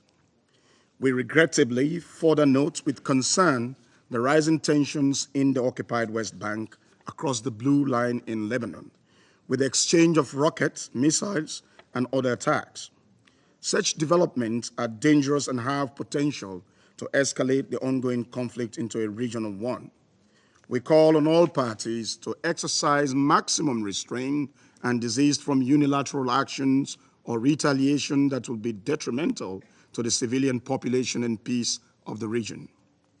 Mr. President, it is especially important at this time that the focus remains on the critical issue at hand, which is the cessation of hostilities in the Gaza Strip, leading to the peaceful resolution of the Israel-Palestine conflict through the two-state solution. The level of suffering in the Gaza is unprecedented. It has been reported that over 33,500 Palestinians have been killed, over 76,000 more injured, and estimated 1.7 million internally displaced. Yet, Israel continues its intense military operation in the Gaza Strip, as well as raids in the occupied West Bank, further escalating tensions and risk of a regional spillover. A prolonged war means no one group of people will be spared in the occupied territory, not the civilians or humanitarian workers, healthcare providers, or journalists. Quite recently, following the report of the killing of 7 World Central Kitchen humanitarian workers, it has been reported that a UNICEF convoy was attacked en route to northern Gaza to deliver life-saving aid, including therapeutic food for children at risk of malnutrition and preventable mortality. We are deeply concerned about the findings of the United Nations Interagency Assessment Mission in Khan Yunis, which indicates that the town has been marred by the profound destruction of homes, schools, hospitals, roads, and other infrastructures. In the face of this critical challenging situation, we must not renege as a council with regards to the Charter responsibility to maintain international peace and security. The Council must build on its important interventions through the adoption of Resolution 2712, 2720, and 2728, and consider the important issue of implementation of its resolutions. In recounting the effort made by the international community to address the plight of the civilians in Gaza and in Israel, Sierra Leone expresses support to the United Nations Secretary General and its representatives and commend their work in difficult circumstances. We commend the humanitarian aid workers, including the UNRWA staff, who have demonstrated exceptional professionalism and empathy in their work, with some paying the ultimate price. Sierra Leone expresses its deepest condolences to their loved ones and families. Mr. President, at this stage of our engagement and as we collectively work towards having a lasting solution to this long-standing conflict, Sierra Leone would like to reiterate the following point. Firstly, we emphasize the need for parties to the conflict to adhere to the numerous calls for an immediate permanent ceasefire and allow for expanded flow of humanitarian assistance through all modalities and to implement in full Resolution 2728 and the previous resolutions of the UN Security Council 2712 and 2720, which are not only still valid, but are all binding. In this regard, we call on all concerned to strengthen the effort of the UNRWA.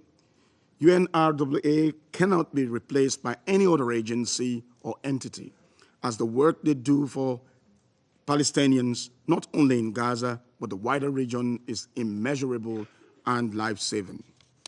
Secondly, the need for parties to the conflict to comply with their obligations under international law, including international humanitarian law, to protect civilians and civilian objects.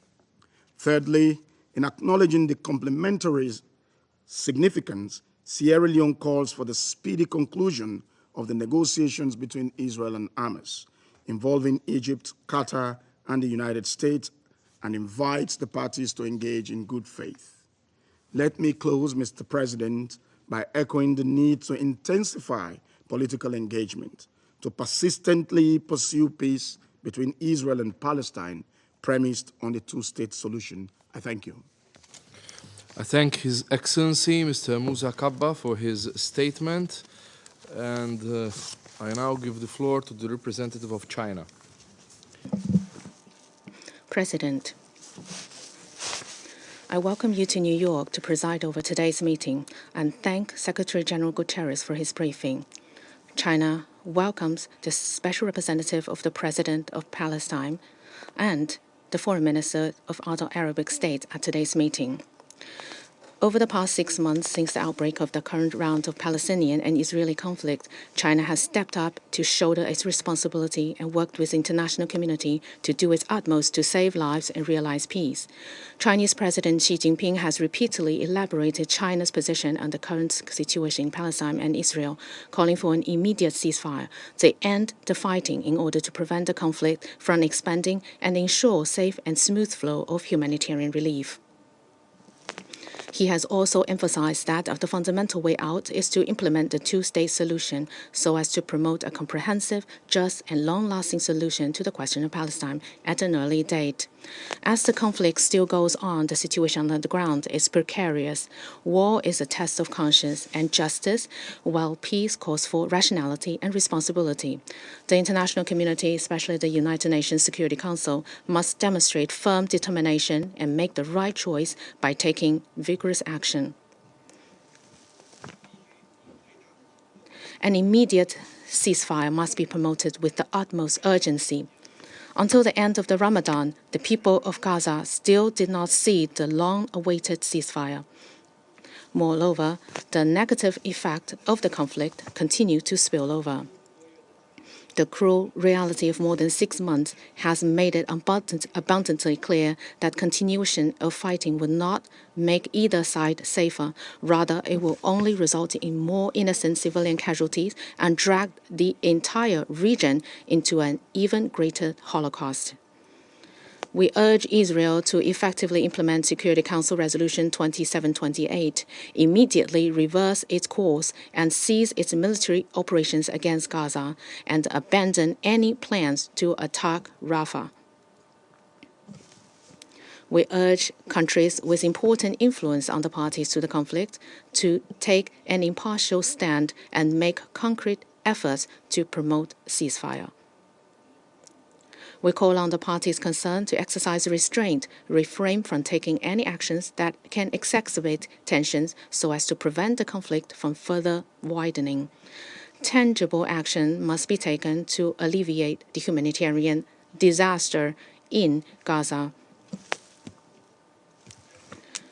Even if the people of Gaza are lucky enough to escape shelling and airstrikes, they still have to face man-made famine. Such a catastrophe in the 21st century breached the bottom line of moral conscience. Israel must act in accordance with the orders of the ICJ and relevant Security Council resolutions, lift the blockade of Gaza, open all land crossings, guaranteeing adequate and rapid access for humanitarian supplies, and their safe and orderly distribution within Gaza. UNRWA is the pillar of humanitarian relief in Gaza, and its role is irreplaceable. We oppose any malicious attacks and suppression against UNRWA and call on countries concerned to resume funding to the agency as soon as possible. The two-state solution must be revitalized with strong determination. The fundamental way out for the Middle East question lies in the implementation of the two-state solution so that both Palestinians and Israelis can realize common security and both the Arab and Jewish peoples can achieve common development. The current round of conflict is an extremely tragic warning to the international community that it can no longer evade the aspiration of the Palestinian people for independence and statehood or perpetuate the historical injustice inflicted upon the Palestinian people. China calls for intensified international diplomatic efforts to revitalize the political horizon of the two-state solution. In this connection, we advocate the convening of an international peace conference that is larger, more comprehensive, and more effective to develop a timeline and roadmap for the realization of the two-state solution. The Palestinian-Israeli conflict has dragged on for more than 70 years. Israel has long realized its independence and statehood, but the right of the Palestinian people to self-determination and statehood has long been disregarded. Full membership in the UN is an important step for Palestine to establish an independent state. Palestine has requested renewed consideration of its application for full membership in the UN. China calls on all members of the Council to take a responsible attitude in light of history and cast a favorable vote this afternoon to support Palestine join the UN family as a full member. Thank you, President.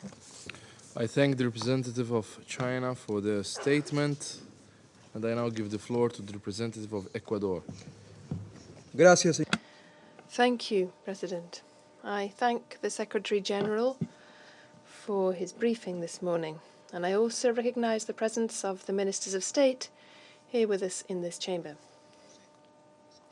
For several years, this Council has been holding quarterly open debates on the situation in the Middle East, including the question of Palestine, which allow all members of the United Nations to express their views on this important topic. This debate in particular is happening after 6 months of an unprecedented explosion of violence, which has caused death and pain to the peoples of both Israel and Palestine. Over 6 months have gone by since the terrorist attacks perpetrated by Hamas on the 7th of October 2023, which Ecuador once again condemns unequivocally. The horrors of that day have not been forgotten.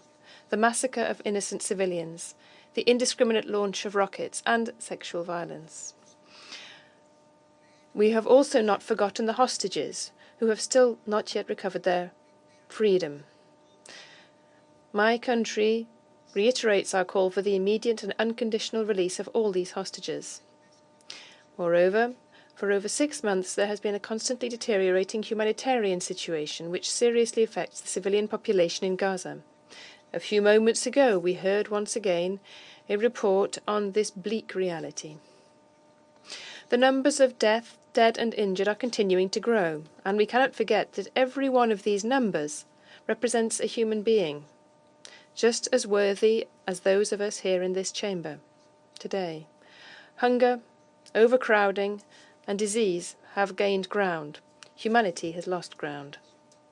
The full implementation of all the resolutions of this Council is necessary to relieve the penuries facing the civilian population in Gaza.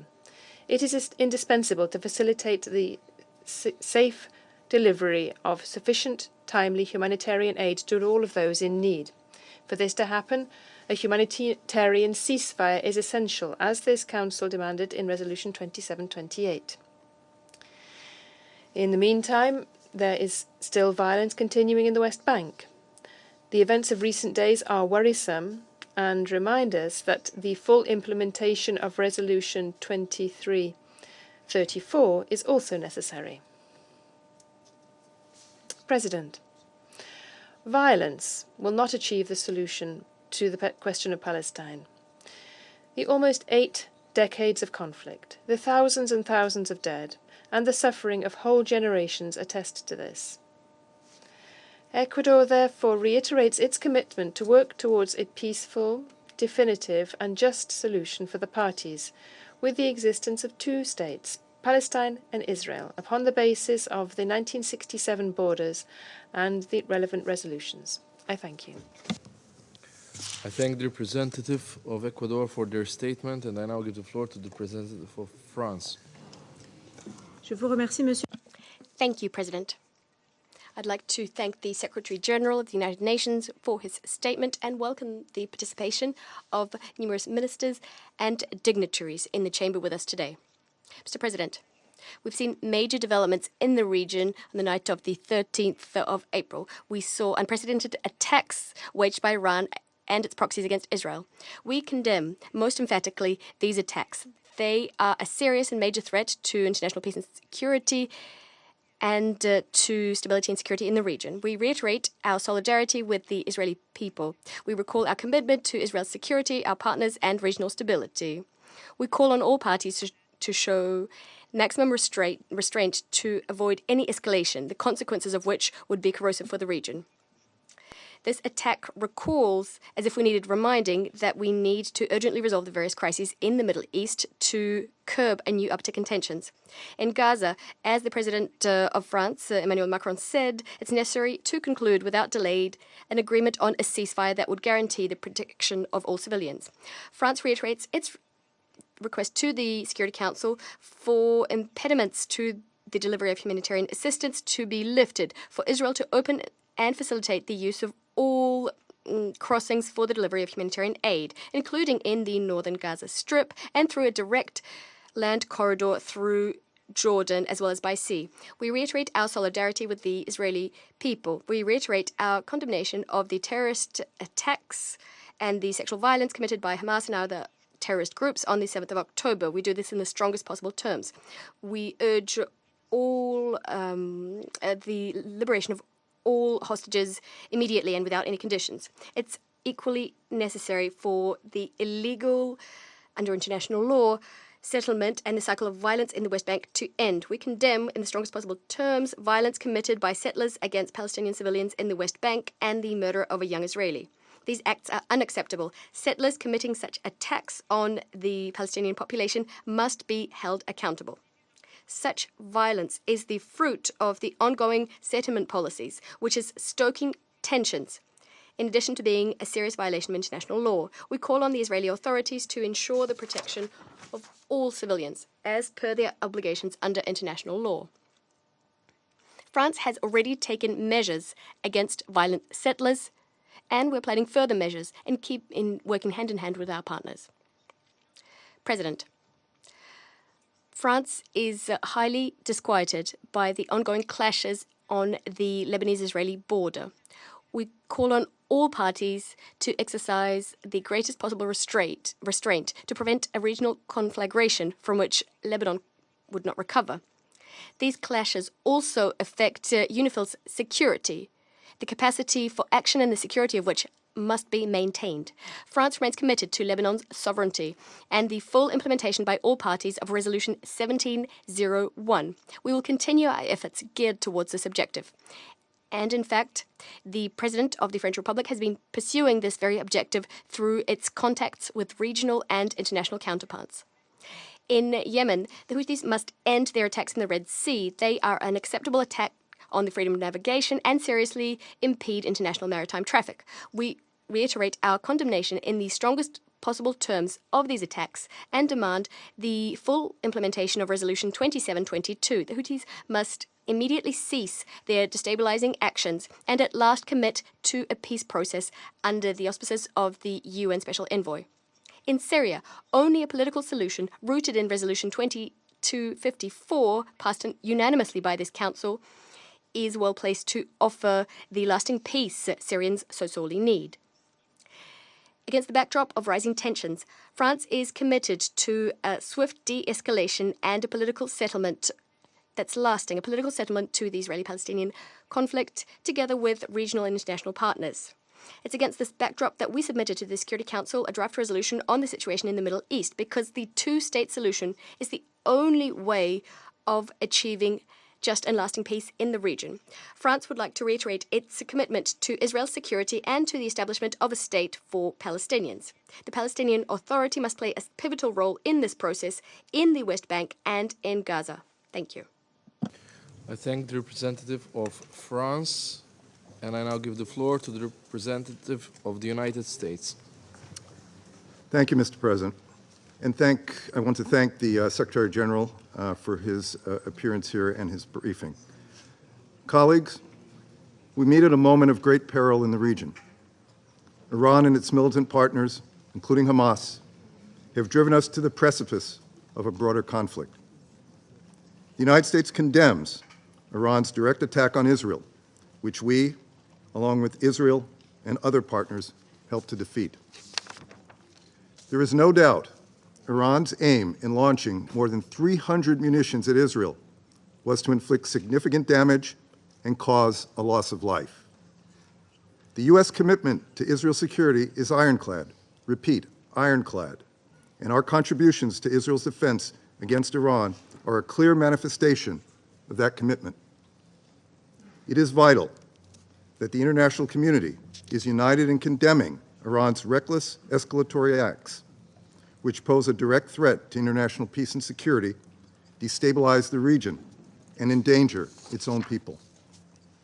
In response, the United States announced sanctions this morning against several actors involved in Iran's unmanned aerial vehicle program, suppliers and customers of one of Iran's largest steel producers, and Iranian automobile companies with connections to the U.S.-designated Islamic Revolutionary Guard Corps and the Ministry of Defense and Armed Force Logistics.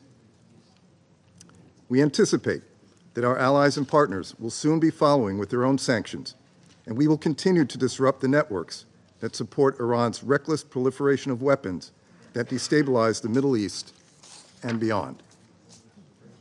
The Security Council must also not let Iran's actions go unanswered. Indeed, for far too long, Iran has flagrantly violated its international legal obligations, notably through the actions of the IRGC. The evidence is clear. Iran has armed Hezbollah in violation of Security Council Resolution 1701. It has also armed, facilitated, and enabled Houthi attacks on Saudi Arabia and the UAE, and, more recently, merchant and commercial shipping in the Red Sea, in clear violation of Resolution 2216 and in defiance of Resolution 2722. Iran has transferred Shahed one-way attack drones used in attacks against multiple member states at a time when such transfers were in clear violation of Resolution 2231. Iran has also repeatedly violated international law by targeting with mines and seizing commercial ships in international waters of the Persian Gulf and surrounding waterways, just as it did on April 12. Iran has provided significant funding and training for the military wing of Hamas, which, as we know, perpetrated unspeakable acts of cruelty on October 7 against Israelis, Americans, and citizens from countries all over the world. This long-standing Iranian support continues to contribute to the current crisis in Gaza. While Iran's minister will offer excuses for these actions today, we have a collective responsibility to set the record straight on Iran's nefarious actions, to ensure that Iran both complies with the Council's resolutions and ceases its violations of international law. Colleagues, the United States is committed to strengthening our cooperation to end the crisis in Gaza, including by continuing to work towards an immediate and sustainable ceasefire as part of a deal to release hostages by Hamas and deliver additional increased humanitarian assistance to Palestinian civilians in need.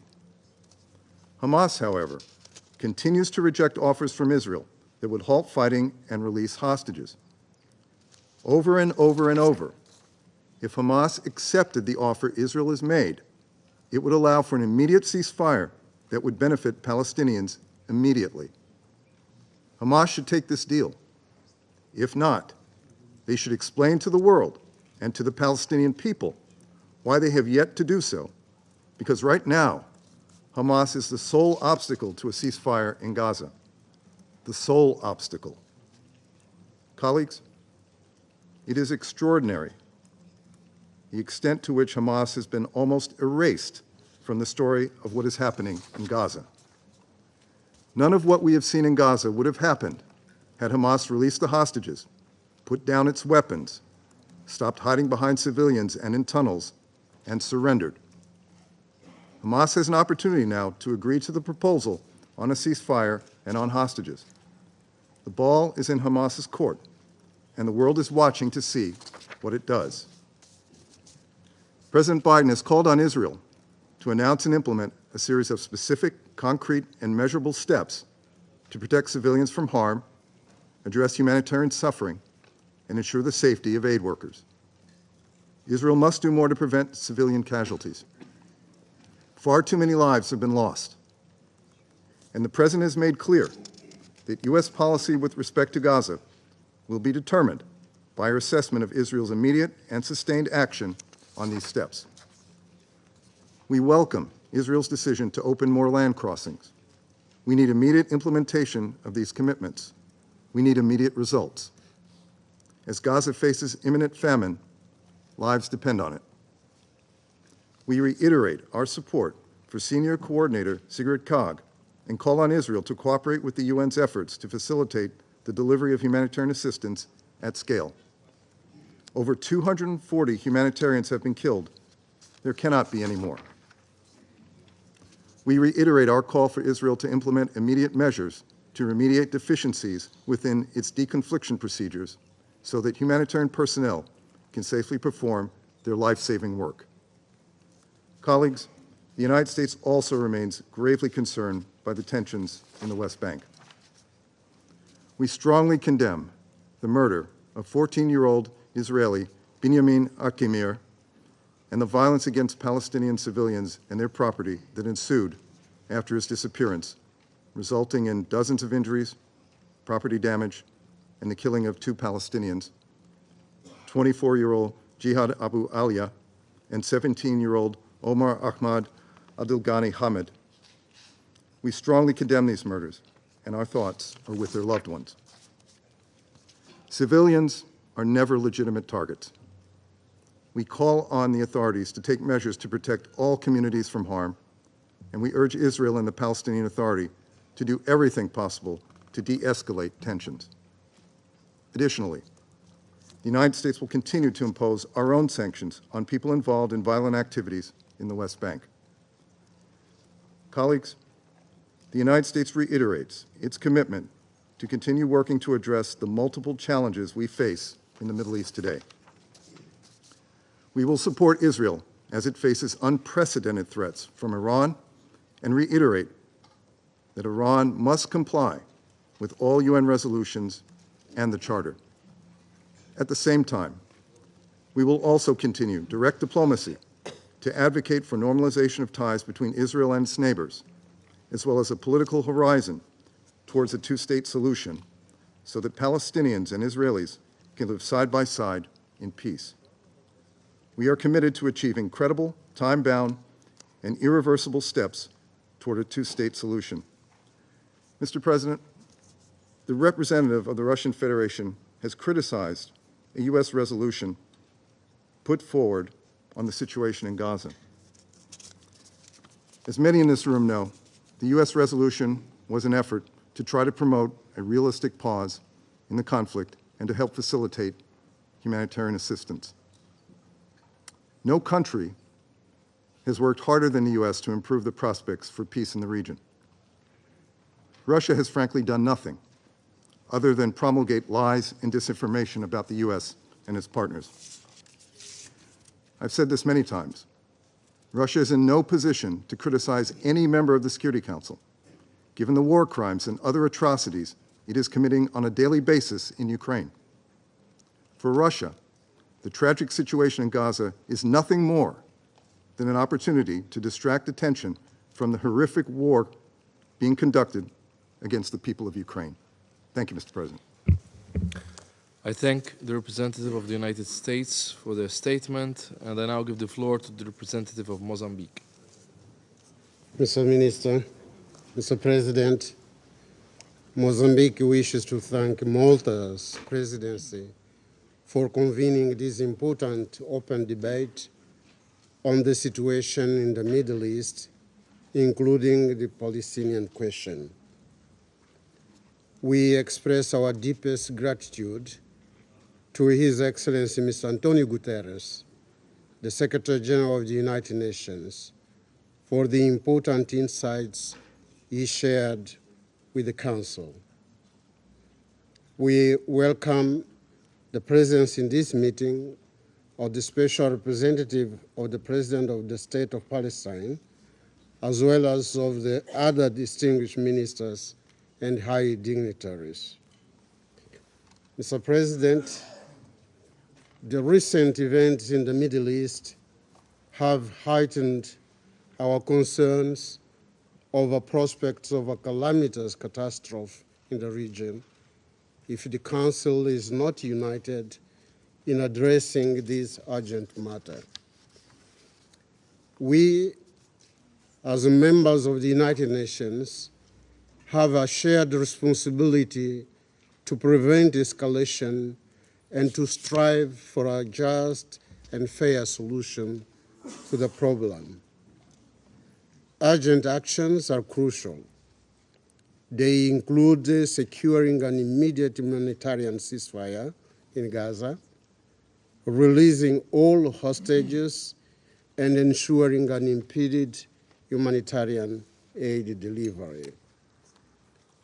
We must note that a negative factor that exacerbates tensions is the presence of Israeli settlements in the occupied Palestinian territories, a matter that is contrary to international law. More importantly, it undermines the prospects for a viable and independent Palestinian state. Mr. President, since the adoption of Resolution 2728 by this Council, demanding an immediate ceasefire, the conflict continues unabated in the Gaza Strip. The number of victims is growing steadily.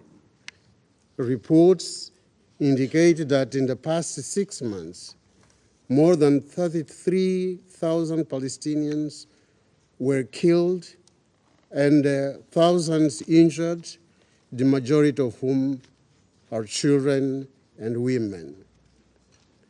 In addition, a senseless and unwarranted destruction of civilian infrastructures is taking place. All this in a blatant violation of international humanitarian law and international human rights law. At this critical juncture, the pursuit of peace and stability in the region is of paramount importance.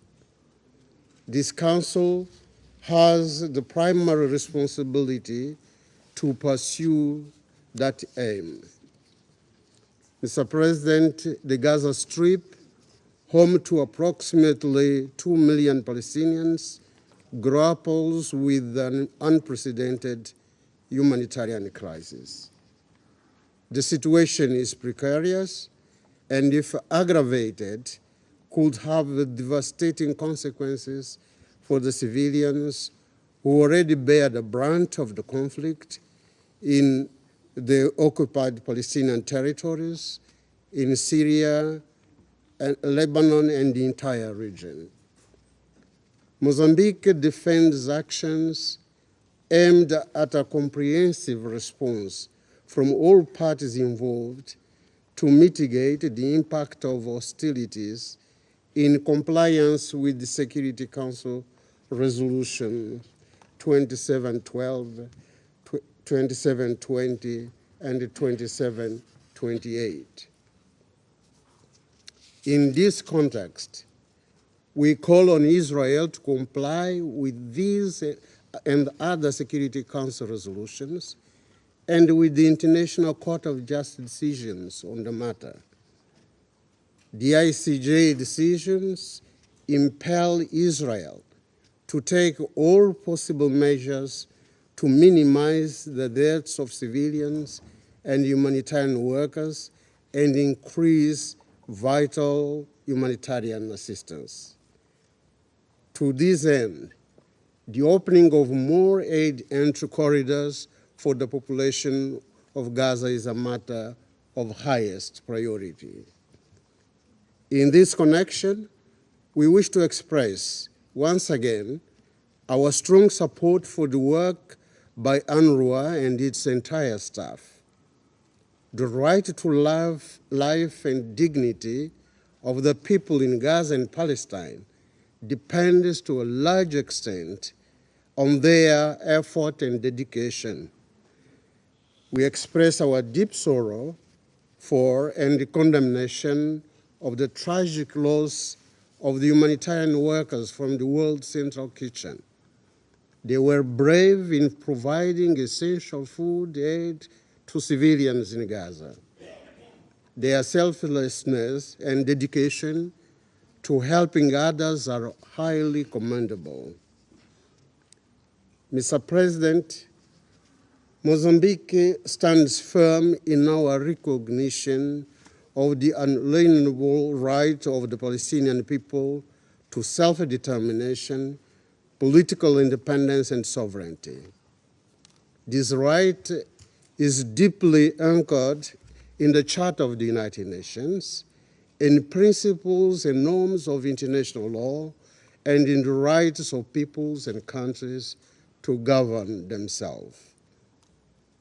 They do not depend on a plebiscite, referendum, or judgment of other alien peoples and governments.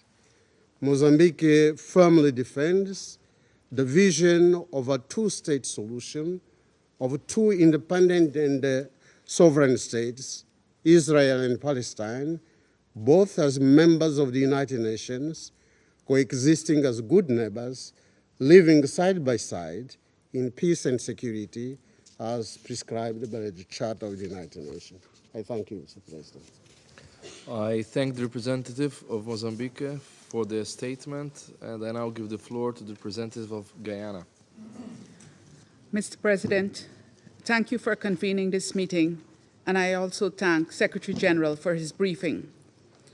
I acknowledge the presence of honorable ministers and other high-level officials in this meeting, including the Special Representative of the President of the State of Palestine, His Excellency Mr. Ziad Abu Ammar. Mr. President, this Council has had hundreds of meetings to discuss the Palestinian question since it was first seized of the matter in 1947. For Guyana, at its core, the Palestinian question is a question of justice. Thus far, justice has been delayed, and therefore justice has been denied to the people of Palestine for more than 7 decades. This injustice was born in violence and has continued to be manifested in further cycles of violence, with perhaps the worst manifestation beginning on 7th of October 2023 and continuing as we meet here today.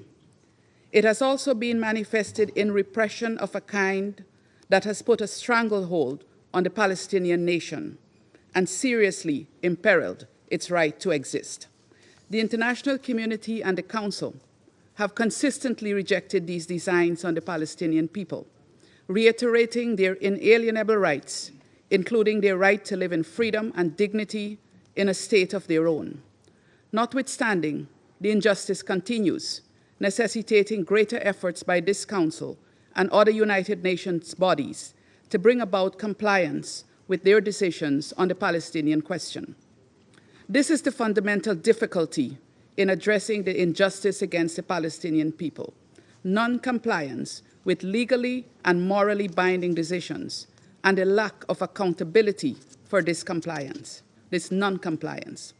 The Council needs a new approach that would yield sustainable results. Mr. President, Excellencies, the latest cycle of violence against the Palestinian people in the Gaza Strip has created a crisis of catastrophic proportions. It may take generations for the consequences to be addressed. Homes, schools, hospitals, roads, and other critical infrastructure have been destroyed, concomitantly depriving more than 2 million Palestinians of their right to be free from arbitrary interference of their homes, to education, to health care, and to a dignified existence. This war is also leaving a devastating human toll, with nearly 34,000 Palestinians killed and close to 80,000 injured since October 7th. The occupying power, Israel, has described this war as a war to destroy the capabilities of Hamas. In reality, however, it is a war that is destroying women and children at a disproportionate rate. They represent almost 70% of those killed. It is also a war that has created fatal levels of insecurity for civilians and humanitarian personnel, including UN personnel, with more humanitarian workers killed over the last 6 months than in any single conflict in a single year.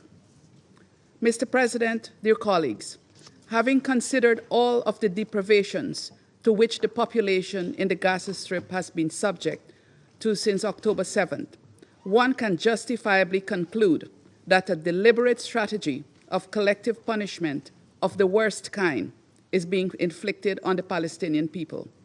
This strategy involves indiscriminately wounding civilians while simultaneously shrinking their access to health care.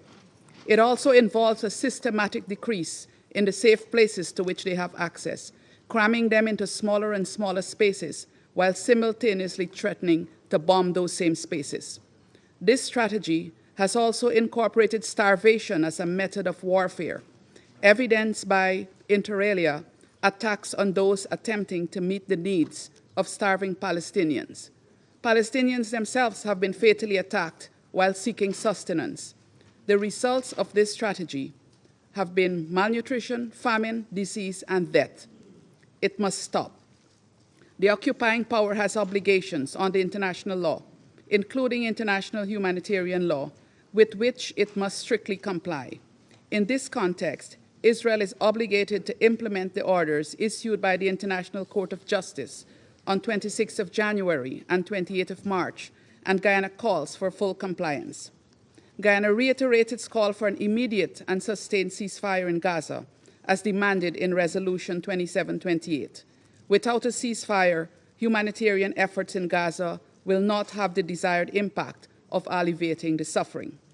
We stress the importance of additional routes into Gaza to scale up humanitarian relief and call on Israel to immediately implement its decision in this regard without impediments. Guyana also underscores the importance of the work of agencies providing critical support to the Palestinian people.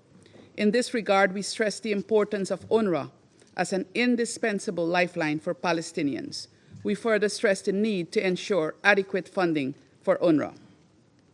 Mr. President, Excellencies, as we discuss the current catastrophic situation in Gaza as a result of the violence unleashed by Israel since the 7th of October, attacks by Hamas, both of which we condemn, we must not forget that this is a symptom of the failure to address the core issue, that of a two-state solution where the peoples of Palestine and Israel live side by side.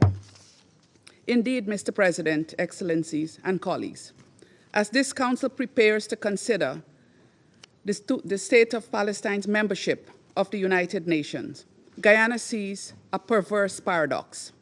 We have, on the one hand, a situation where one of the two states, the state of Palestine, who, notwithstanding the horrors they continue to face under decades of occupation, continues to believe in this United Nations and is therefore here before us once again to seek membership.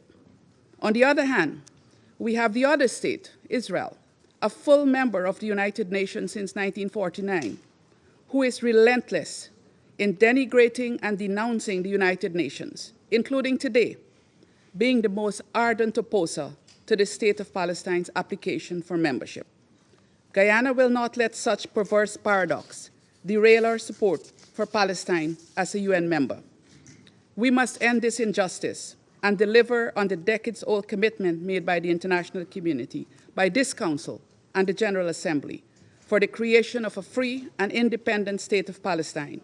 The admission of the state of Palestine as a member of the UN is a critical and necessary step in this direction, and we hope that when the question is put to us later, all hands will be raised to vote in favor of the legitimate and just request of the Palestinian people. The resolution of the Palestinian question requires political will and decisions based in principles of truth, justice, and fairness.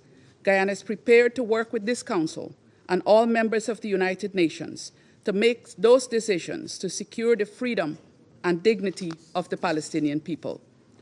I end, Mr. President, by expressing Guyana's full and unwavering solidarity with the Palestinian people.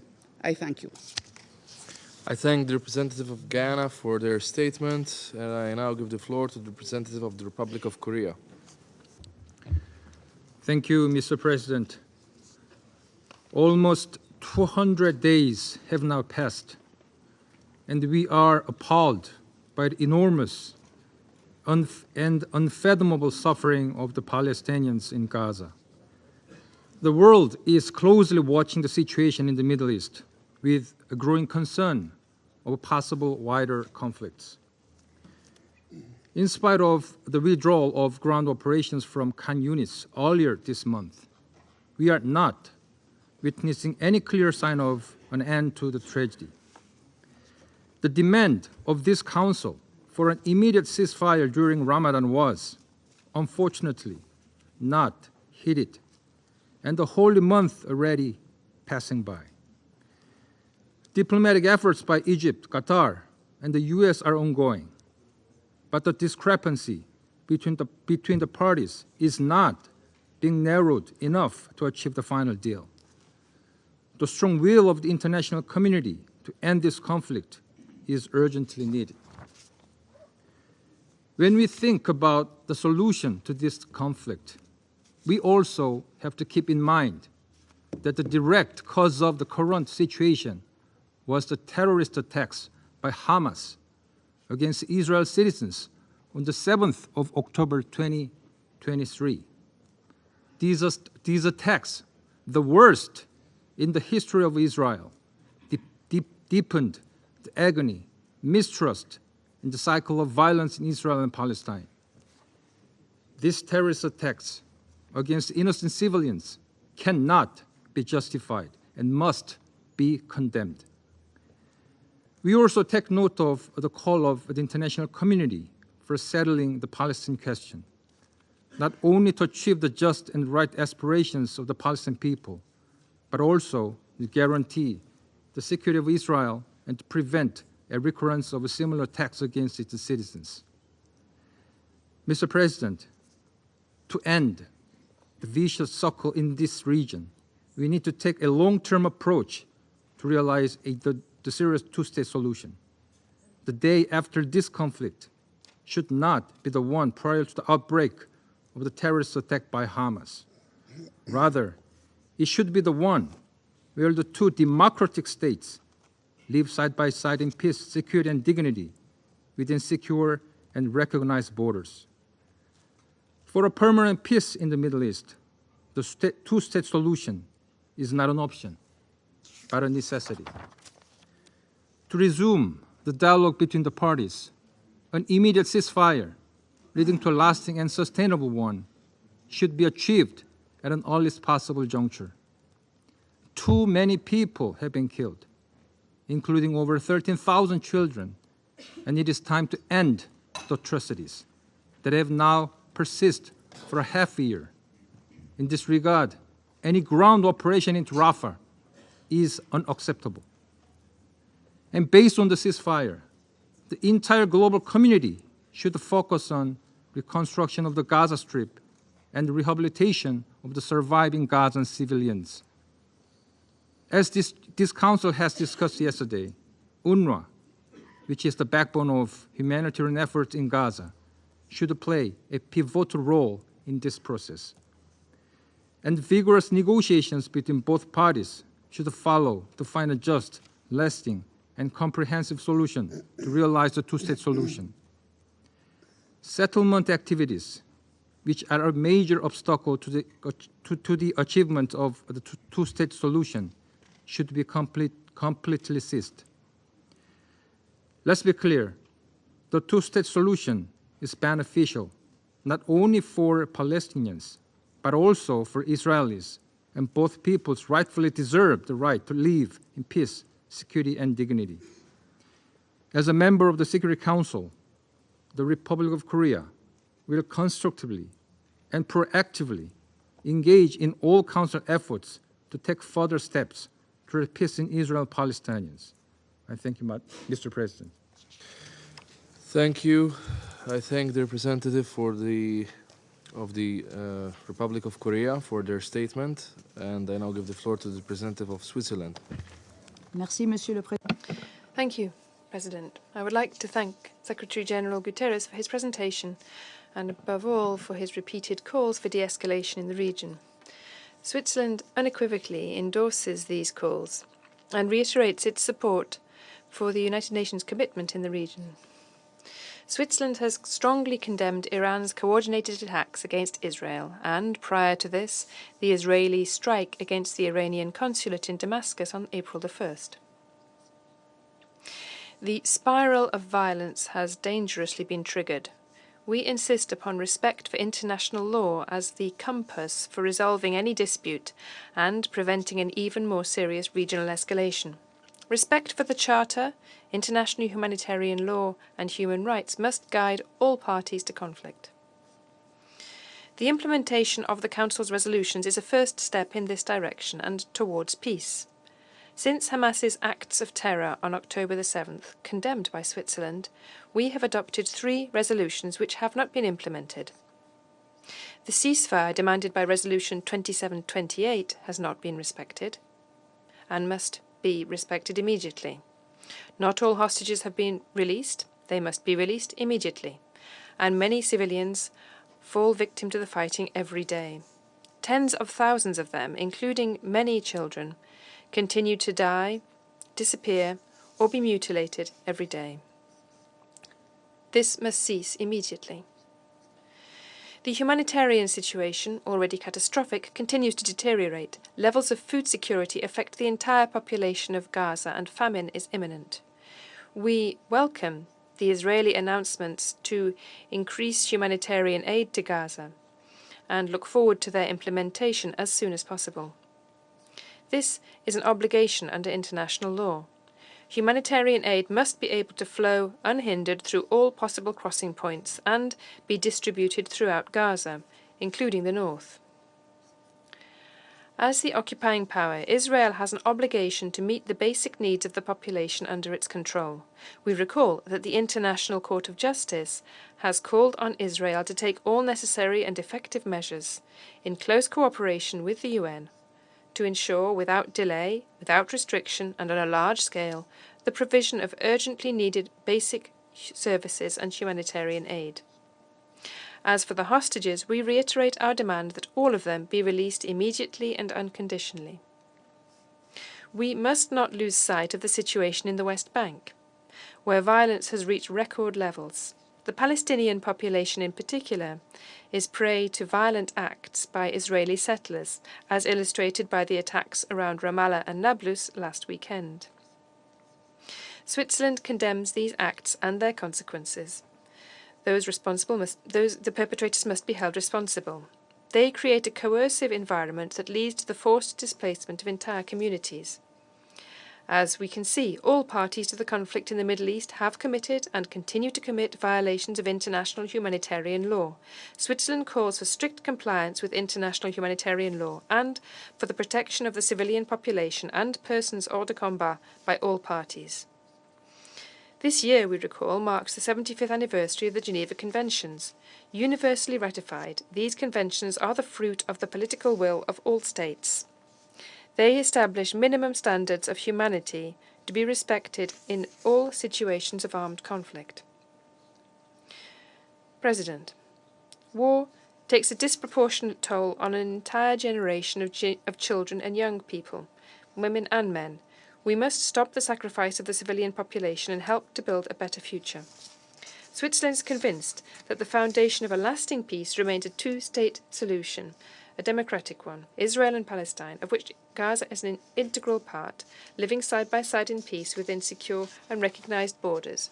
Only this solution, negotiated by both parties in accordance with international law and internationally agreed parameters, including the resolutions of this Council, can lead to lasting peace between Israelis and Palestinians. Switzerland is ready to make a constructive contribution to such a solution. I thank you. I thank the representative of Switzerland for their statement. I wish to remind all speakers to limit their statements to no more than 3 minutes in order to enable the Council to carry out its work expeditiously. Flashing lights on the collars of the microphones will prompt the speakers to bring their remarks to a close after 3 minutes. I now give the floor to His Excellency Mr. Ayman Safadi, Deputy Prime Minister and Minister of Foreign Affairs and Expatriates of Jordan.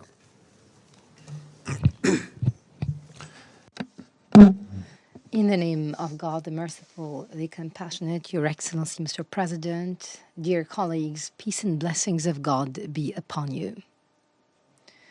Israel destroyed Gaza. It displaced 2/3 of its population. Israel turned its schools into rubble and its homes into wreckage and its streets into debris. Israel's aggression has exposed a mentality of barbarism, racism, and vindication, a mentality that disregards the human value and disrespects international law. It is fueled by hatred. Its crimes point to international powerlessness and selectivity in the application of international instruments. Israel killed nearly 34,000 Palestinians, 13,000 children, and a similar number of unarmed mothers. Some of them were killed with Israeli bullets, others under siege, as starvation was used as a weapon and torture in retaliation. It's a round of falsehood. The world has never seen such arrogance and inhumanity in modern history. Israel destroyed Gaza, but it did not break the will of its people, their will to live, It did not kill Gazan children's hope for freedom. A will we all saw in the face of an elderly Gazan who defied oppression when he insisted that he will not leave the land of his fathers and ancestors, for that is where he was born and that is where he will die. A hope we saw in the smiles of Gazan children who were deprived of their childhood by Israel. However, Israel failed to steal their dreams of a free Palestinian homeland.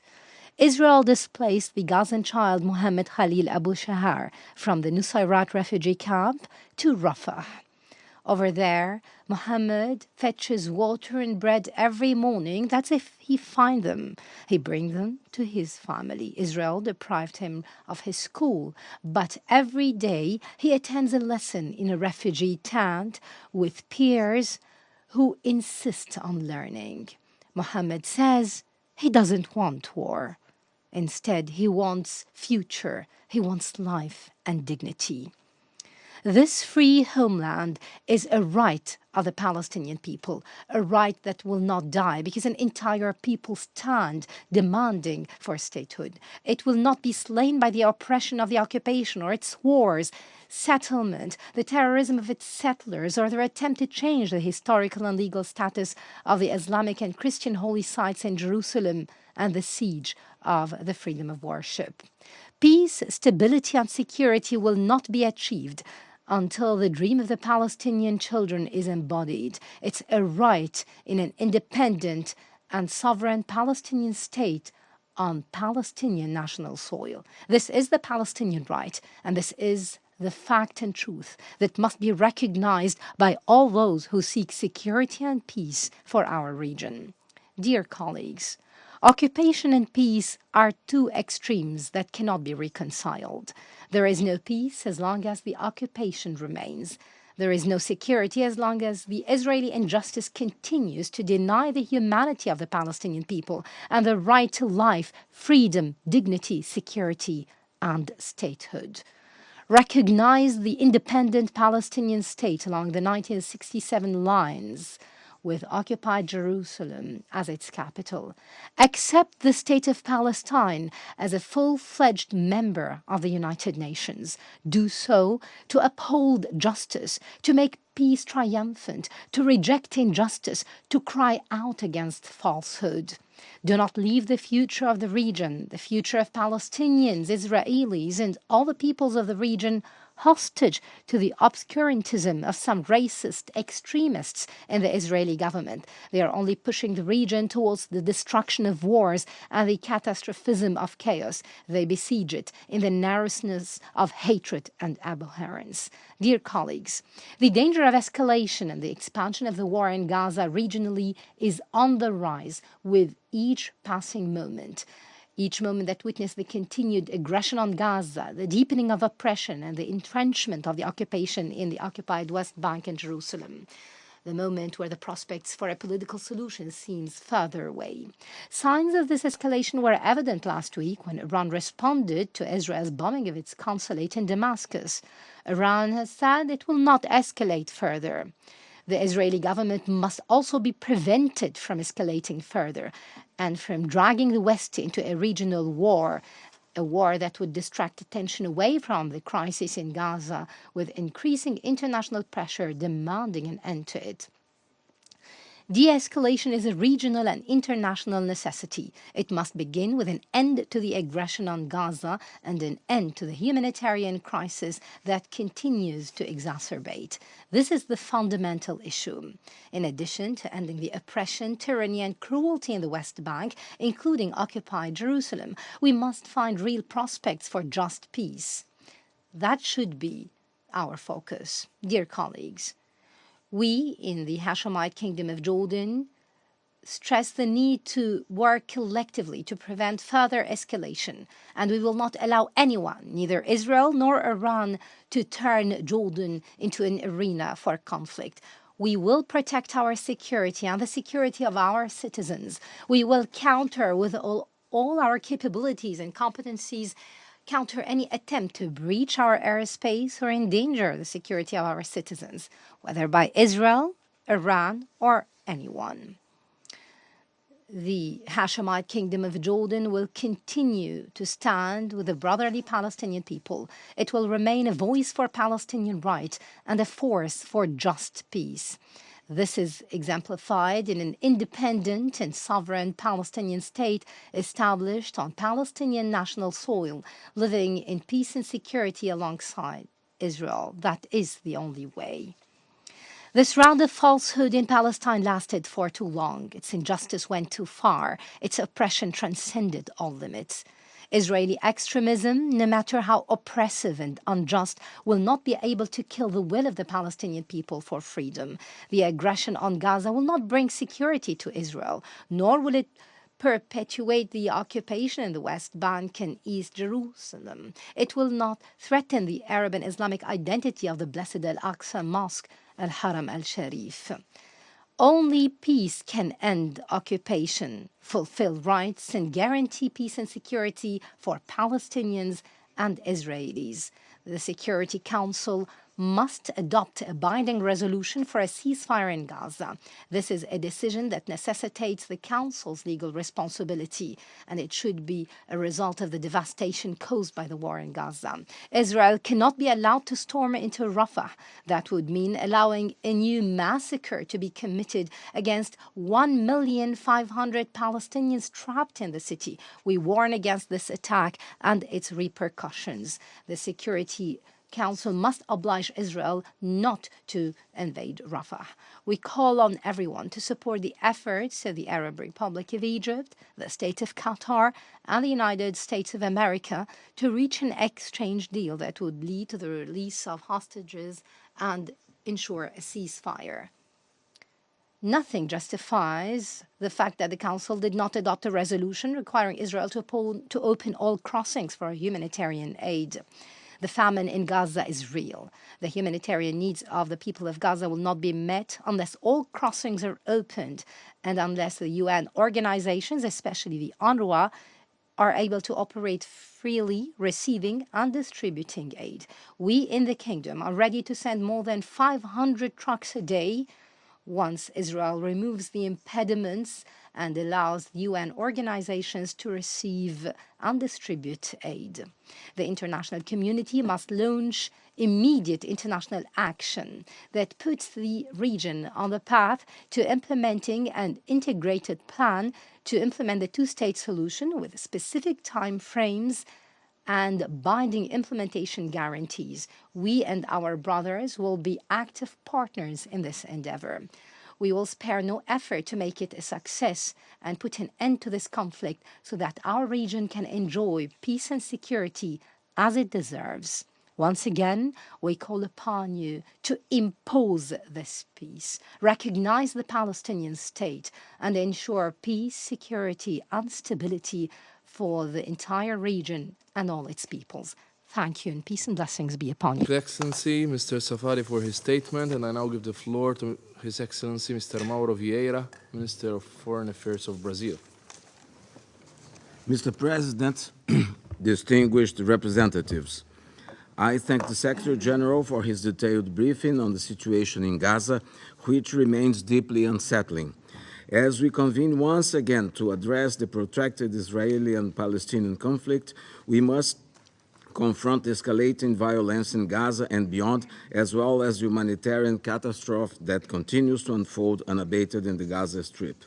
We must heed the call by President Lula and refuse to remain indifferent in the face of the human tragedy. Such suffering can never be accepted as normal.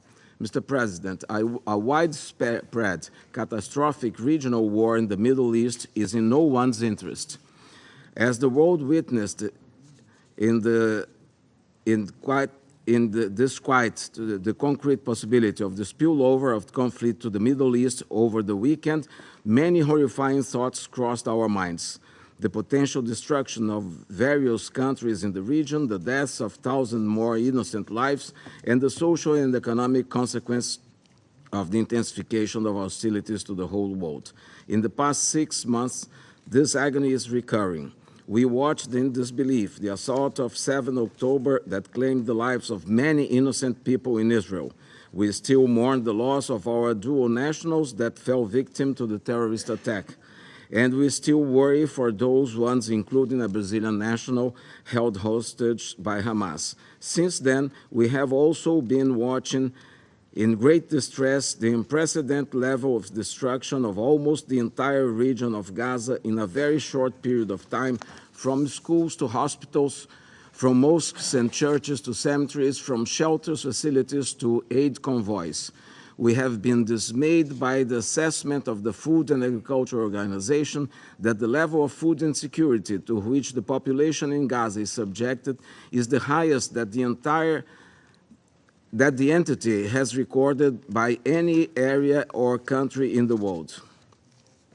We have been registering an obnoxious and disproportionate number of civilian casualties in Gaza, which today adds up to more than 33,000 people, including 14,100 children.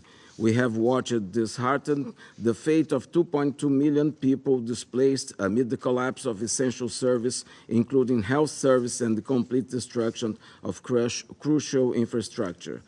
We have witnessed the injustifiable killing of UN staff, media professionals, and humanitarian workers. In sum, we have watched with indignation the frequent assault to the basic principles of international law in various countries in the region. Mr. President, this Security Council has a moral and legal obligation to stop this bloodshed and prevent the Middle East to plunge into widespread social unrest, political instability, and a war with unpredictable consequences to the world. The key word here is de-escalation. A credible commitment to the de-escalation requires the immediate end of hostilities in Gaza, the unconditional release of hostages, sustainable humanitarian aid to Gazans, and actions that promote dialogue, not more confrontation. The immediate establishment of a permanent ceasefire to stabilize the situation in Gaza and the region, as well as to prevent the further loss of innocent civilian lives, can no longer be postponed due to a logic of war. The logic of war has taken us to the brink of regional escalation and widespread war. The escalation of events in the past weeks has sent us an important reminder: a world without rules, or with rules that we pick and choose, in a much more dangerous world.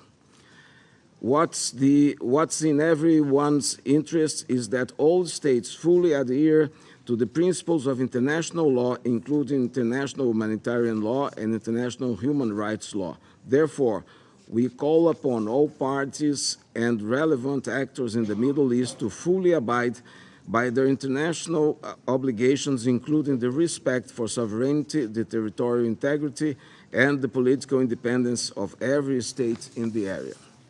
Brazil also calls on all parties to refrain from any action that are not in compliance with international obligations or that may amount to further escalation. Last but not least, Brazil also recalls the obligations of member states to comply with the rulings of the International Court of Justice, while accepting the request and recognizing the plausibility of the case brought before it. The court issued provisional measures demanding that Israel takes all steps within its power to prevent all acts considered genocide under the Convention on the Prevention and Punishment of the Crime of Genocide to avoid irreparable harm. The decision of the court is of immediate and obligatory implementation. We call on the Security Council to take action to ensure respect for ega omnes norms, including voting for and not against it, preventing serious violations of the Convention on the Prevention and Punishment of the Crime of Genocide. Mr. President, that's in everyone's interest. What's in everyone's interest is that the international government system, including the United Nations and its Security Council, duly and effectively discharge its responsibilities. That's why Brazil calls on the Security Council not to shy away from its main responsibility of addressing threats to international peace and security. A credible commitment to peace and security in the Middle East requires that the international community takes every step necessary for the fulfillment of the self-determination of the Palestinian people and the implementation of the two-state solution as per General Assembly Resolution 181 of 1947. The international community must embrace actions that prioritize dialogue and diplomacy when considering the ways to facilitate a just and lasting resolution to the protracted conflict between Israel and Palestine. While commending Algeria's efforts on behalf of the Arab group to advance the application of the State of Palestine to join the United Nations as a full member, Brazil encourages the Security Council to assess such a request for its main merit, to redress by peaceful means historical injustice to the Palestine's legitimate aspiration for statehood. As President Lula stated before the League of Arab States in Cairo in January 2024, the decision on the existence of an independent Palestinian state was made 75 years ago by the United Nations itself. Therefore, there are no excuses to further prevent the state of Palestine from joining the UN as a full member.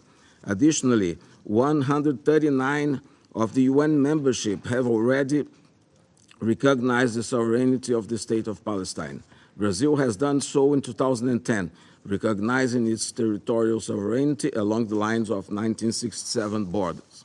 Finally, the State of Palestine is already a full member of various regional and international organizations, as well as of relevant UN agencies. As a way of illustration, I cite UNESCO, UNIDO, UNCTAD, UNFCCC, OPCW, Non-Aligned Movement, the League of Arab States, the Organization of Islamic Cooperation, the G77, among others.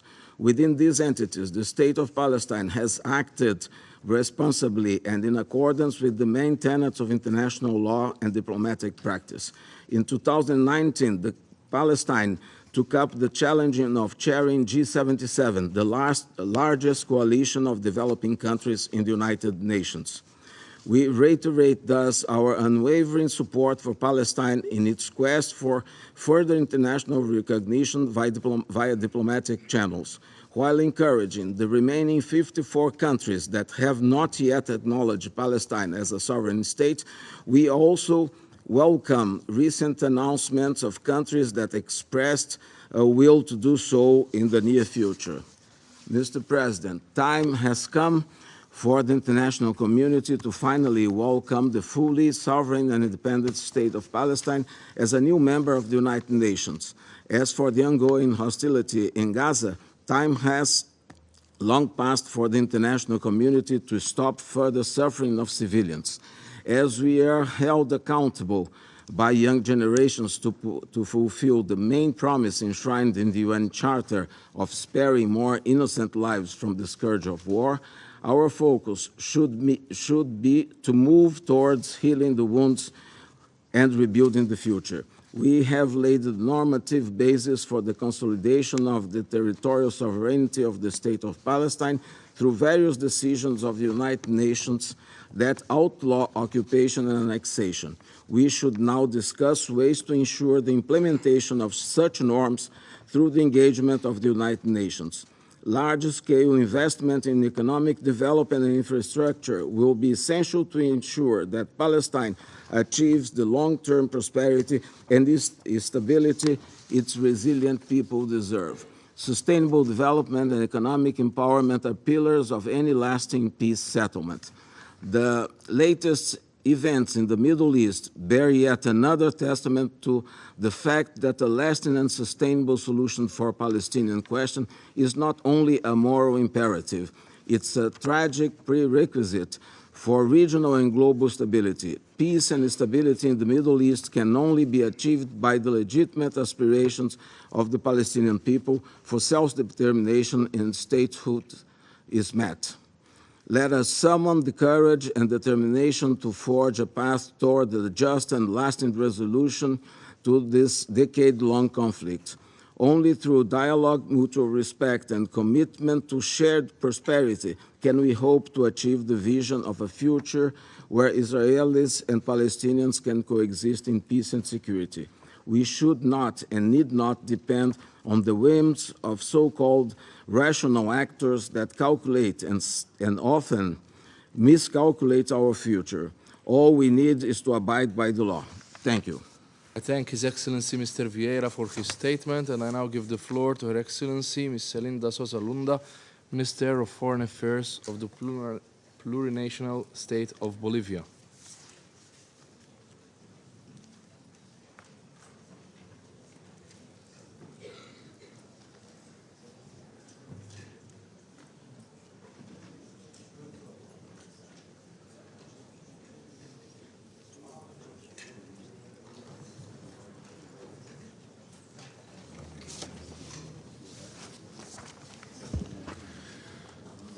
Muchísimas gracias.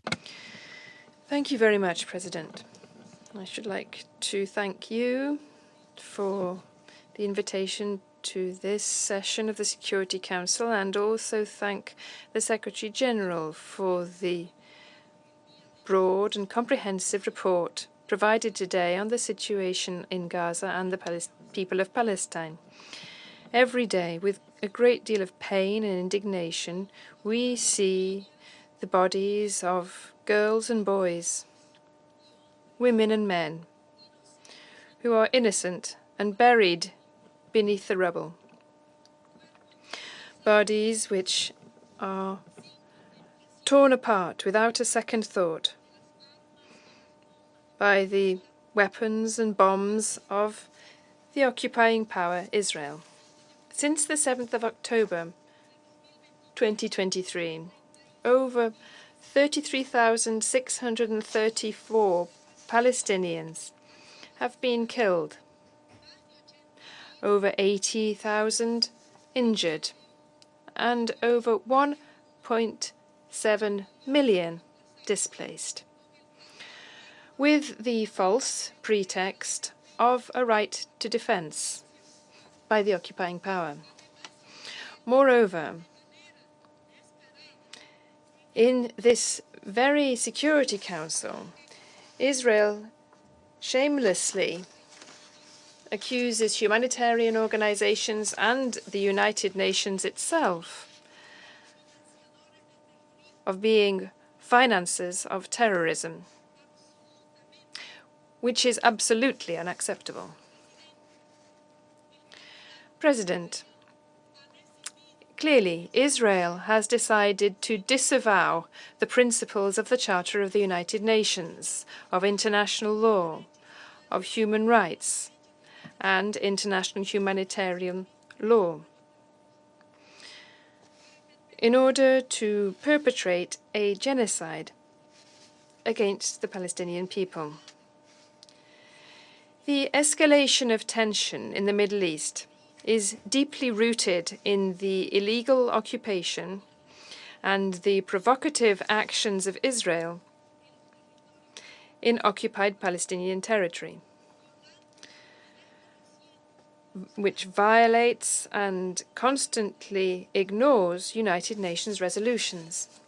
The genocide of the Palestinian people jeopardizes not only peace in the region, but also peace in the world, such that the United Nations has the responsibility to contribute decisively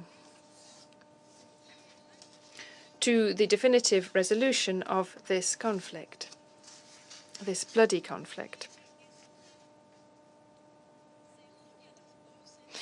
Bolivia echoes those voices which are demanding an immediate ceasefire.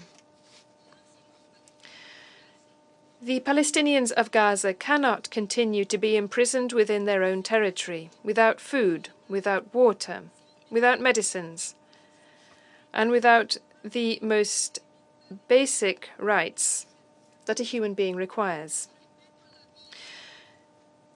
The respect for life, for peace, and for security must be the fundamental principles in relations between states and peoples. We underscore the need to declare the world as a territory of peace. As has been said on numerous occasions by our President, Luis Arce Catagora. And there is a need to put a stop to the arms race. President, in this session of the Security Council, we reiterate my country's historic position. The Palestinian people has the legitimate right to self-determination and to exercise their sovereignty. Palestine must be a free, independent and sovereign state, with the pre-1967 borders and with East Jerusalem as its capital. Thus, Bolivia embraces the Palestinian cause and will defend their rights in all multilateral spaces and courts. In this context, we fully support the incorporation of Palestine as a member state with full rights of the United Nations. Bolivia will always stand on the side of justice, life, and the self-determination of peoples. Palestinian brothers and sisters, you are not alone, because solidarity has no borders and no distances. The people of Bolivia is with you, and the peoples of the world are with you. I thank you.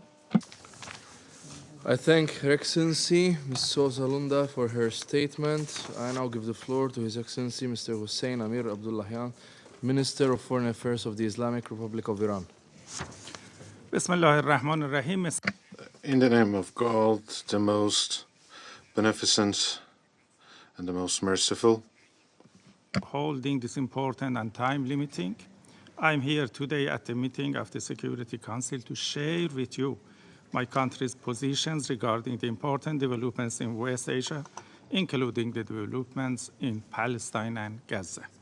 Now I would like to present my country's position and a statement in Persian language.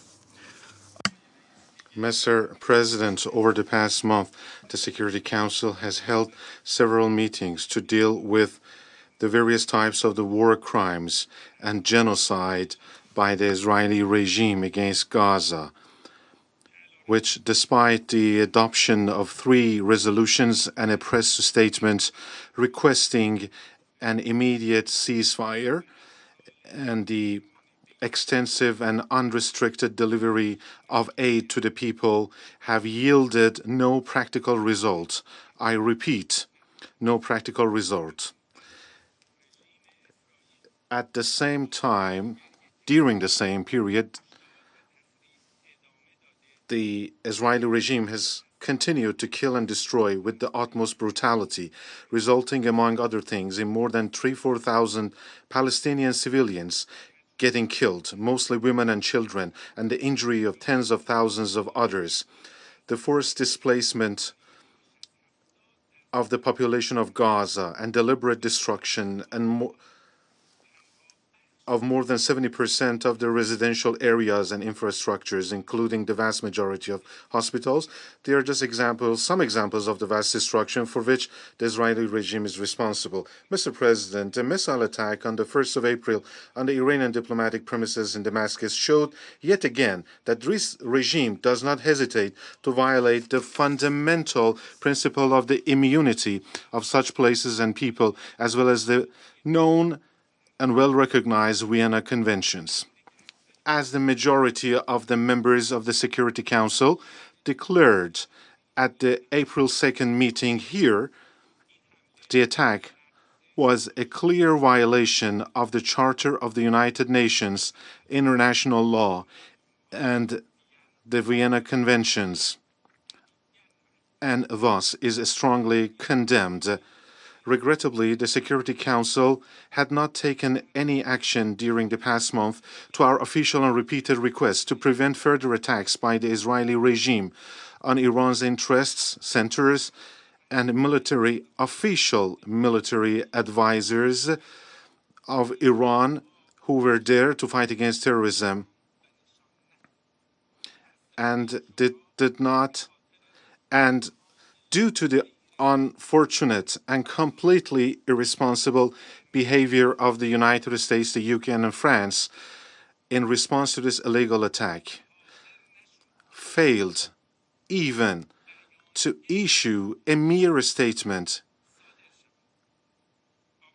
containing a simple condemnation. Mr. President, no member state, I repeat, no member state will remain silent in face of such a brazen and serious military attack on its embassy, which is considered a symbol of its sovereignty, as well as the killing of its legal, official, and diplomat agents.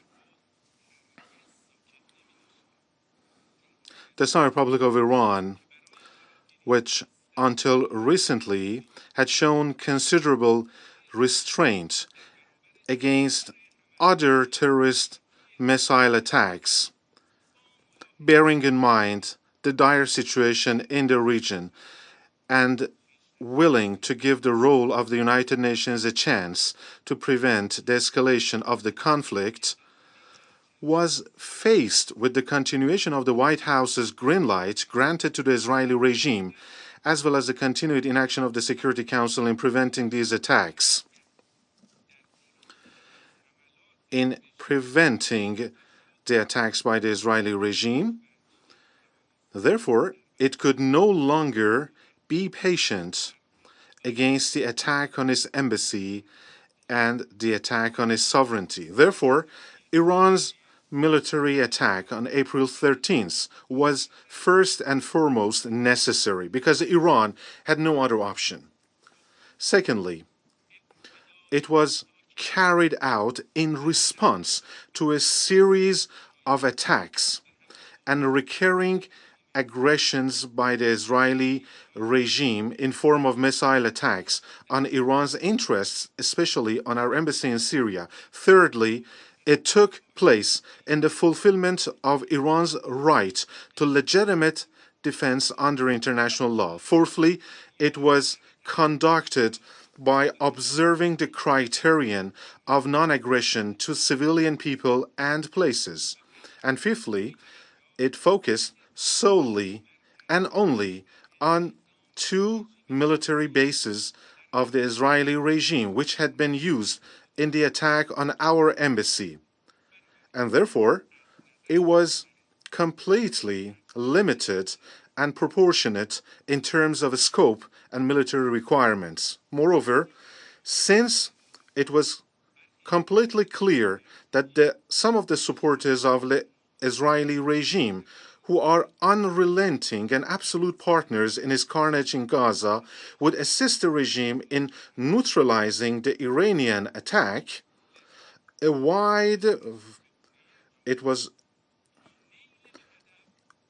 therefore, our legitimate defense was done in a way to achieve our goals. The attack by my country's armed forces was limited and minimal, targeting only military bases, and was in line with the international law and the principle of non-aggression against civilian areas to ensure proportionality and accurate execution. To achieve the goals. Mr. President, I emphasize again, Iran's legitimate defense and countermeasures have been concluded. Therefore, the Israeli regime, the terrorist Israeli regime, must be compelled to stop any further military adventurism against our interests. Certainly, in case of any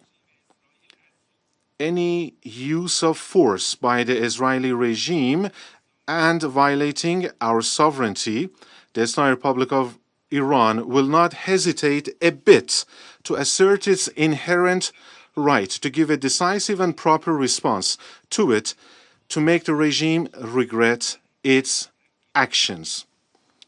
This is an unchangeable decision. Mr. President, I would like to make it abundantly clear and loudly in New York that Iran has always been a positive part of regional developments, treading the path of stabilizing peace and lasting security, including the fight against terrorism, and will have no reservations nor compromise at all with any party over our national security and interests, as well as the collective security in the sensitive region of West Asia. The Security Council must compel the rogue and rebel regime of Israel to immediately stop the war in Gaza. I would like to assure you, Mr. President, that the Islamic Republic of Iran will remain committed to promoting peace and stability in the region.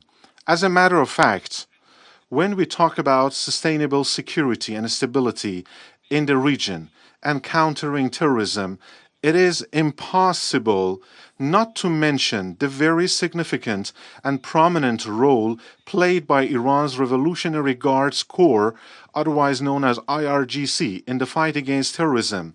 One cannot fail to praise the dedication and selfless sacrifices made by its commanders, especially Major General Qasem Soleimani and Generals Zahedi and Rahimi and their companions who were killed in the recent missile attacks against our mission in Damascus.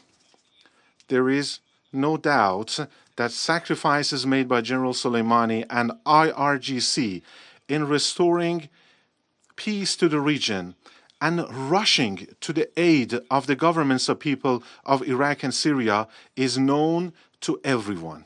In this line, Iran's anti-terrorism military advisors will continue as mightily as ever their efforts to achieve lasting security in the region. Mr. President, the crimes of the Israeli regime during the past days in Gaza and other areas of occupied Palestine, as well as its attacks on other countries in the region, are indicative of several undeniable facts, including, number one, the attacks of this regime have all it takes to be construed as the crime of aggression, war crimes, crimes against humanity, and crime of genocide, and therefore the regime and its allies are fully responsible, and all the commanders, perpetrators, and supporters of those crimes must be held accountable and brought to justice for their atrocious crimes. Number two, the essence and nature of the Israeli regime is based on aggression, occupation, terror, and genocide. Therefore, all of its past actions, such as the so-called peace negotiations, the conclusion of the Abraham Accords, and the normalization of relations, were not only peaceful, but inherently and completely deceptive, and as a result, lacked any practical results to realize the inherent rights of the Palestinian nation. Number three,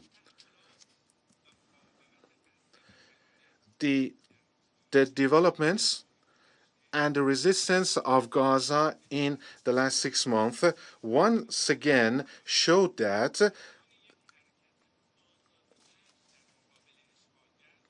Hamas as a liberation movement is nothing more than an illusion. The support of all nations of the region and the freedom seekers of the world for the praiseworthy resistance of the Palestinian nation also prove that this nation is not at all alone in realizing this inherent right. Israel is not a legitimate state. It is only an occupying power, and the passage of time does not and will not give legitimacy to the occupying power, because based on the well-known principles of international law, the occupation of a land is temporary, even if it lasts for decades. Mr. President, the Security Council is strongly expected to shoulder its responsibility and adopt a comprehensive and decisive resolution under the 7th chapter of the United Nations Charter on the following matters. Number 1, establishing an immediate, complete, unconditional, and permanent ceasefire in all areas of Gaza, including in Rafah and the West Bank. Number 2, full lifting of human blockade against Gaza. Number 3, exchange of prisoners for humanitarian purposes. Number 4, obligating the regime to immediately and completely and unconditionally withdraw all military forces and their warfare equipment from Gaza, and the necessity of the safe return of the people to their areas and places. Number 5, enforcing a comprehensive and immediate arms embargo against the Zionist regime. 6, supporting the legally binding provisional orders of the International Court of Justice, and also providing the basis for the trial and accountability of all the commanders, perpetrators, and supporters of the Israeli crimes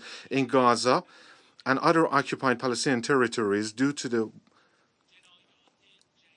widespread and heinous commission of genocide, the targeted killing of journalists, the UN humanitarian workers, and the repeated use of non-conventional weapons, including phosphorus bombs, against the people of Gaza, and the repeated threats by the Israeli regime officials to use nuclear bombs in Gaza. I would like to reiterate that the root of the Middle East crisis lies in the occupation of the historical land of Palestine, and its comprehensive, just, and permanent solution also lies in providing the necessary ground for the complete and free realization of the inalienable right of the Palestinian people to self-determination through holding a referendum among all the original Palestinian residents, including Muslims, Christians, and Jews, with the help of the United Nations, leading to the establishment of an inclusive government in the historical and motherland of Palestine, with Al-Quds as its capital. Mr. President, I would like to conclude my remarks with the universal poem by the world-renowned Iranian poet Sa'di, a piece of poem that is engraved on the carpet donated by Iran to adorn the wall of the United Nations building, the very same Iranian carpet that symbolizes the strategic patience, science, knowledge, art, and strength of Iran and all Iranians all over the world. Human beings are members of a whole in the creation of one essence and soul. If one member is afflicted with pain, other members uneasy will remain. Thank you, Mr. President. Amir Abdullahian for his statement. I now give the floor to His Excellency Mr. José Manuel Albares, Minister of Foreign Affairs, European Union and Cooperation of Spain.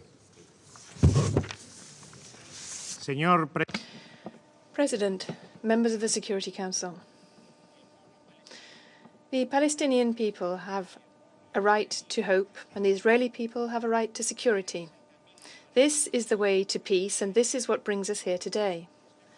I fully believe that there is an alternative path to the permanent violence and the unending pain between peoples who should live side by side. Last Saturday, Iran's unacceptable attack on Israel, which we categorically condemn, has brought us one step closer to the abyss. Over the next few weeks, all parties must exhibit restraint to stem the violence and lay the bases for the peaceful future, which is what brings us to this Council. The risk of a regional escalation is more pressing than ever. There is no alternative other than to direct our efforts towards a political solution. To guarantee this peace, all of us at this table know what we must do.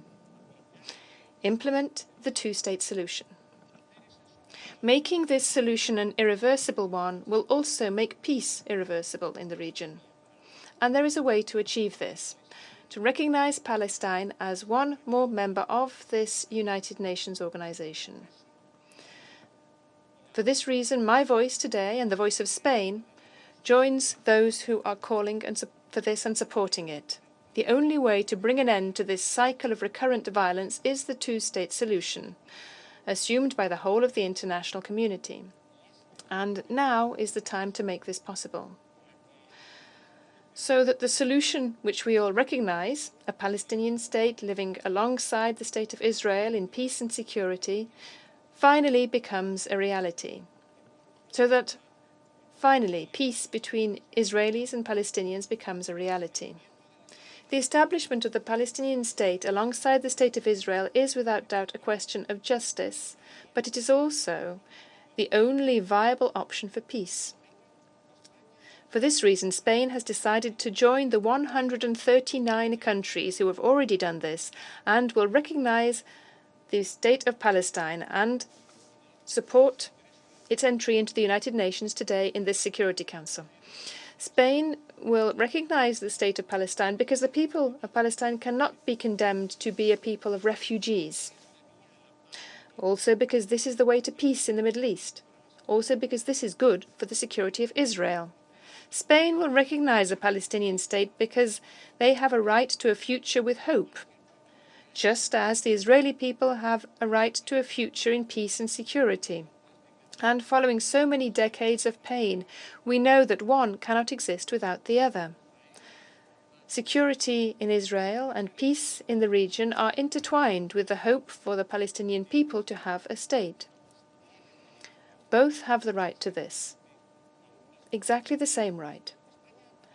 Spain has proposed holding an international peace conference as soon as possible, whose aim would be to accomplish this solution. The European Union has aligned itself with this proposal, as have the League of Arab States and the Organization of Islamic Cooperation. In all, over 80 countries.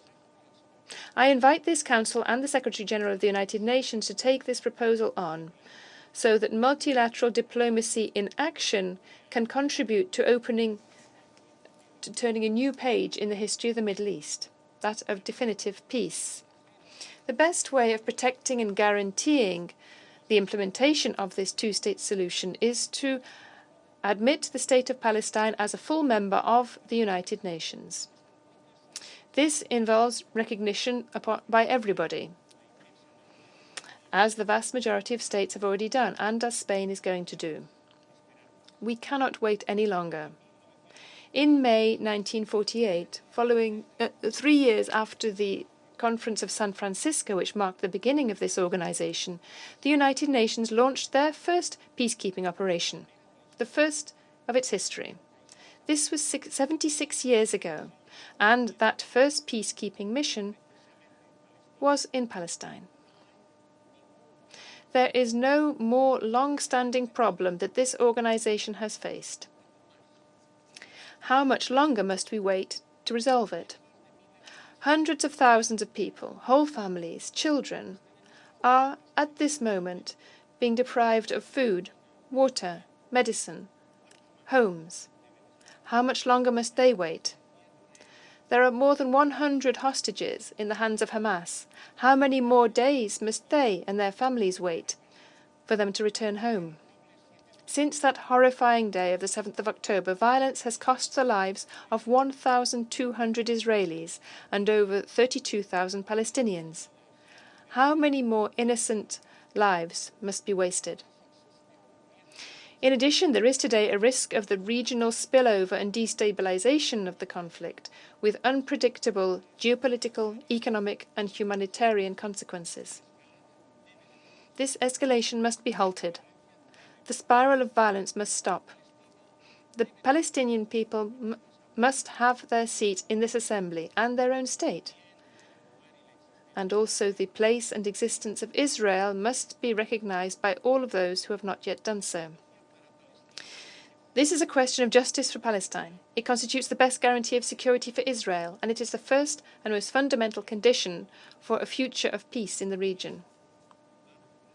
And these, peace, justice, hope, and future, are the values which makes it worth this Security Council defending and supporting. This is what Spain does and will do for the sake of peace, justice, and humanity itself. Excellency, Mr. Alvarez, for his statement. There is still a number of speakers remaining on my list for this meeting. I intend, with the concurrence of members of the Council, to suspend the meeting until 3 in the afternoon. This meeting is suspended.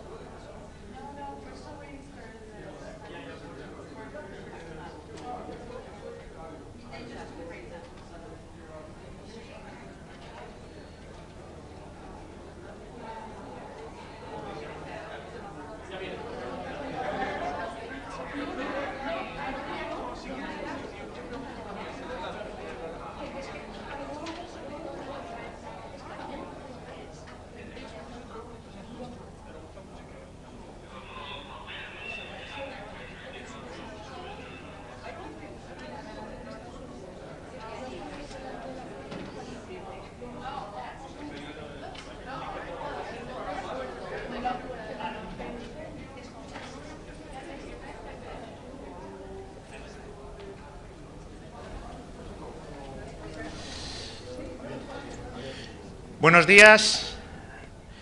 Acabo de intervenir ante el Consejo de Seguridad de las Naciones Unidas hablando claramente en favor de la entrada como miembro de pleno derecho de Palestina en esta organización.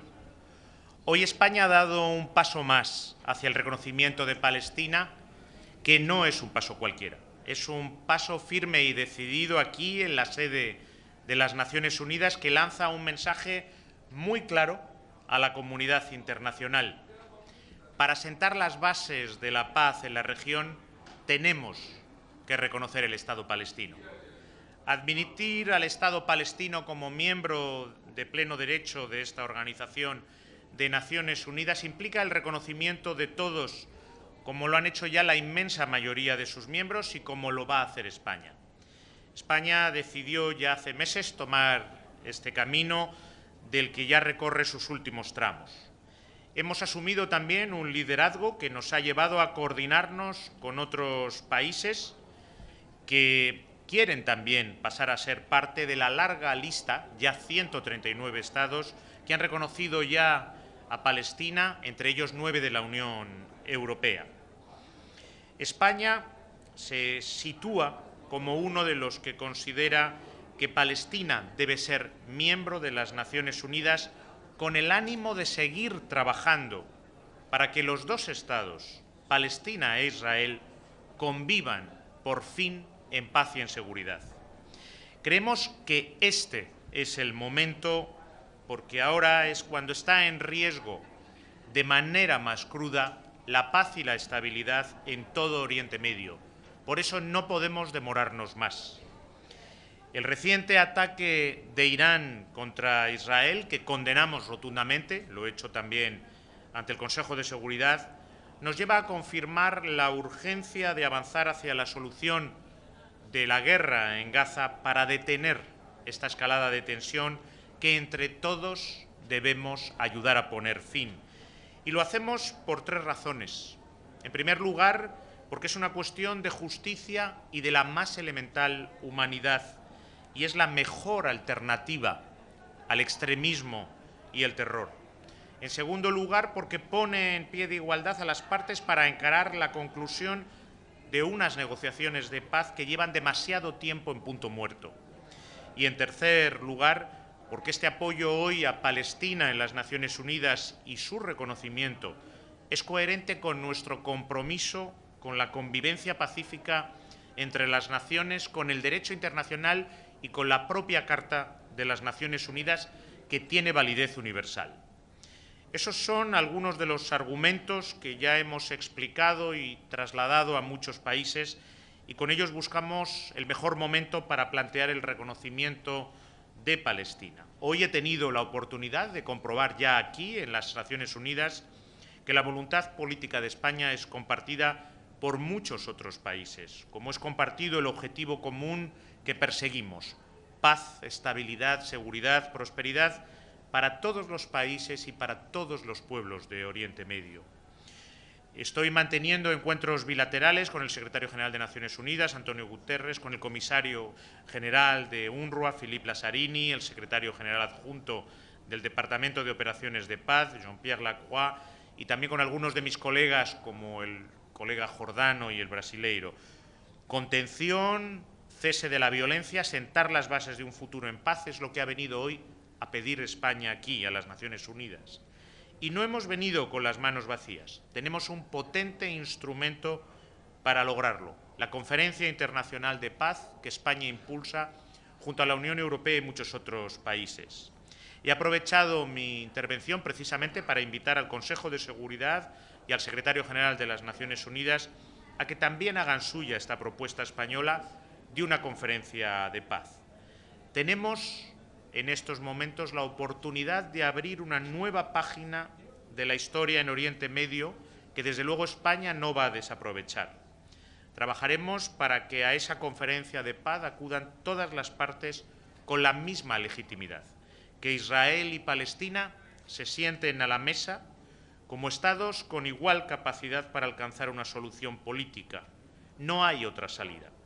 En cuanto consigamos lo que queremos en el inmediato, un alto el fuego, la única forma de consolidarlo y de poner fin a este bucle de violencia recurrente es que todos asumamos, defendamos y apliquemos sin demora la solución de dos Estados. Es de justicia para Palestina, es la mejor garantía para la seguridad de Israel y es la primera condición para lograr la paz en la región, a la que, desde luego, España no va a renunciar nunca. Ministro, quisiera saber lo que opina usted del discurso del ministro de Irán y las amenazas que hizo sobre Israel. Lo rechazamos completamente, como rechazamos el ataque de Irán a Israel, y lo hemos condenado con rotundidad, y lo he vuelto a hacer en la sala del Consejo de Seguridad de Naciones Unidas. Lo que nosotros queremos es un futuro de convivencia, de buena vecindad, de paz y de prosperidad para un Estado palestino junto al Estado de Israel. Y de la misma forma que hoy he hablado a favor de la entrada de Palestina como miembro de las Naciones Unidas y vamos a reconocer el Estado palestino, deseamos que todos aquellos que no lo han hecho aún reconozcan el Estado de Israel, y así lo he señalado también en mi intervención ante el Consejo de Seguridad. Última pregunta. Sí. ¿Teme que el apoyo claro de España a la membresía de Palestina y el reconocimiento que va a hacer en breve le cueste su relación con Estados Unidos a España? No, en absoluto. En absoluto. Yo creo que la posición del Gobierno de España es muy conocida. Era una de las promesas del programa electoral del Partido Socialista, es parte del programa de coalición, del Gobierno de coalición progresista, está dentro de la resolución que adoptaron todas las fuerzas políticas en España en 2014 y ha sido sobradamente anunciado. En absoluto, yo creo que todo el mundo entiende que el reconocimiento del Estado de Palestina busca la justicia para el pueblo de Palestina, pero también busca las legítimas garantías de seguridad para Israel y, ante todo, la paz en todo Oriente Medio. Muchas gracias. Tengo que seguir con las reuniones. Gracias.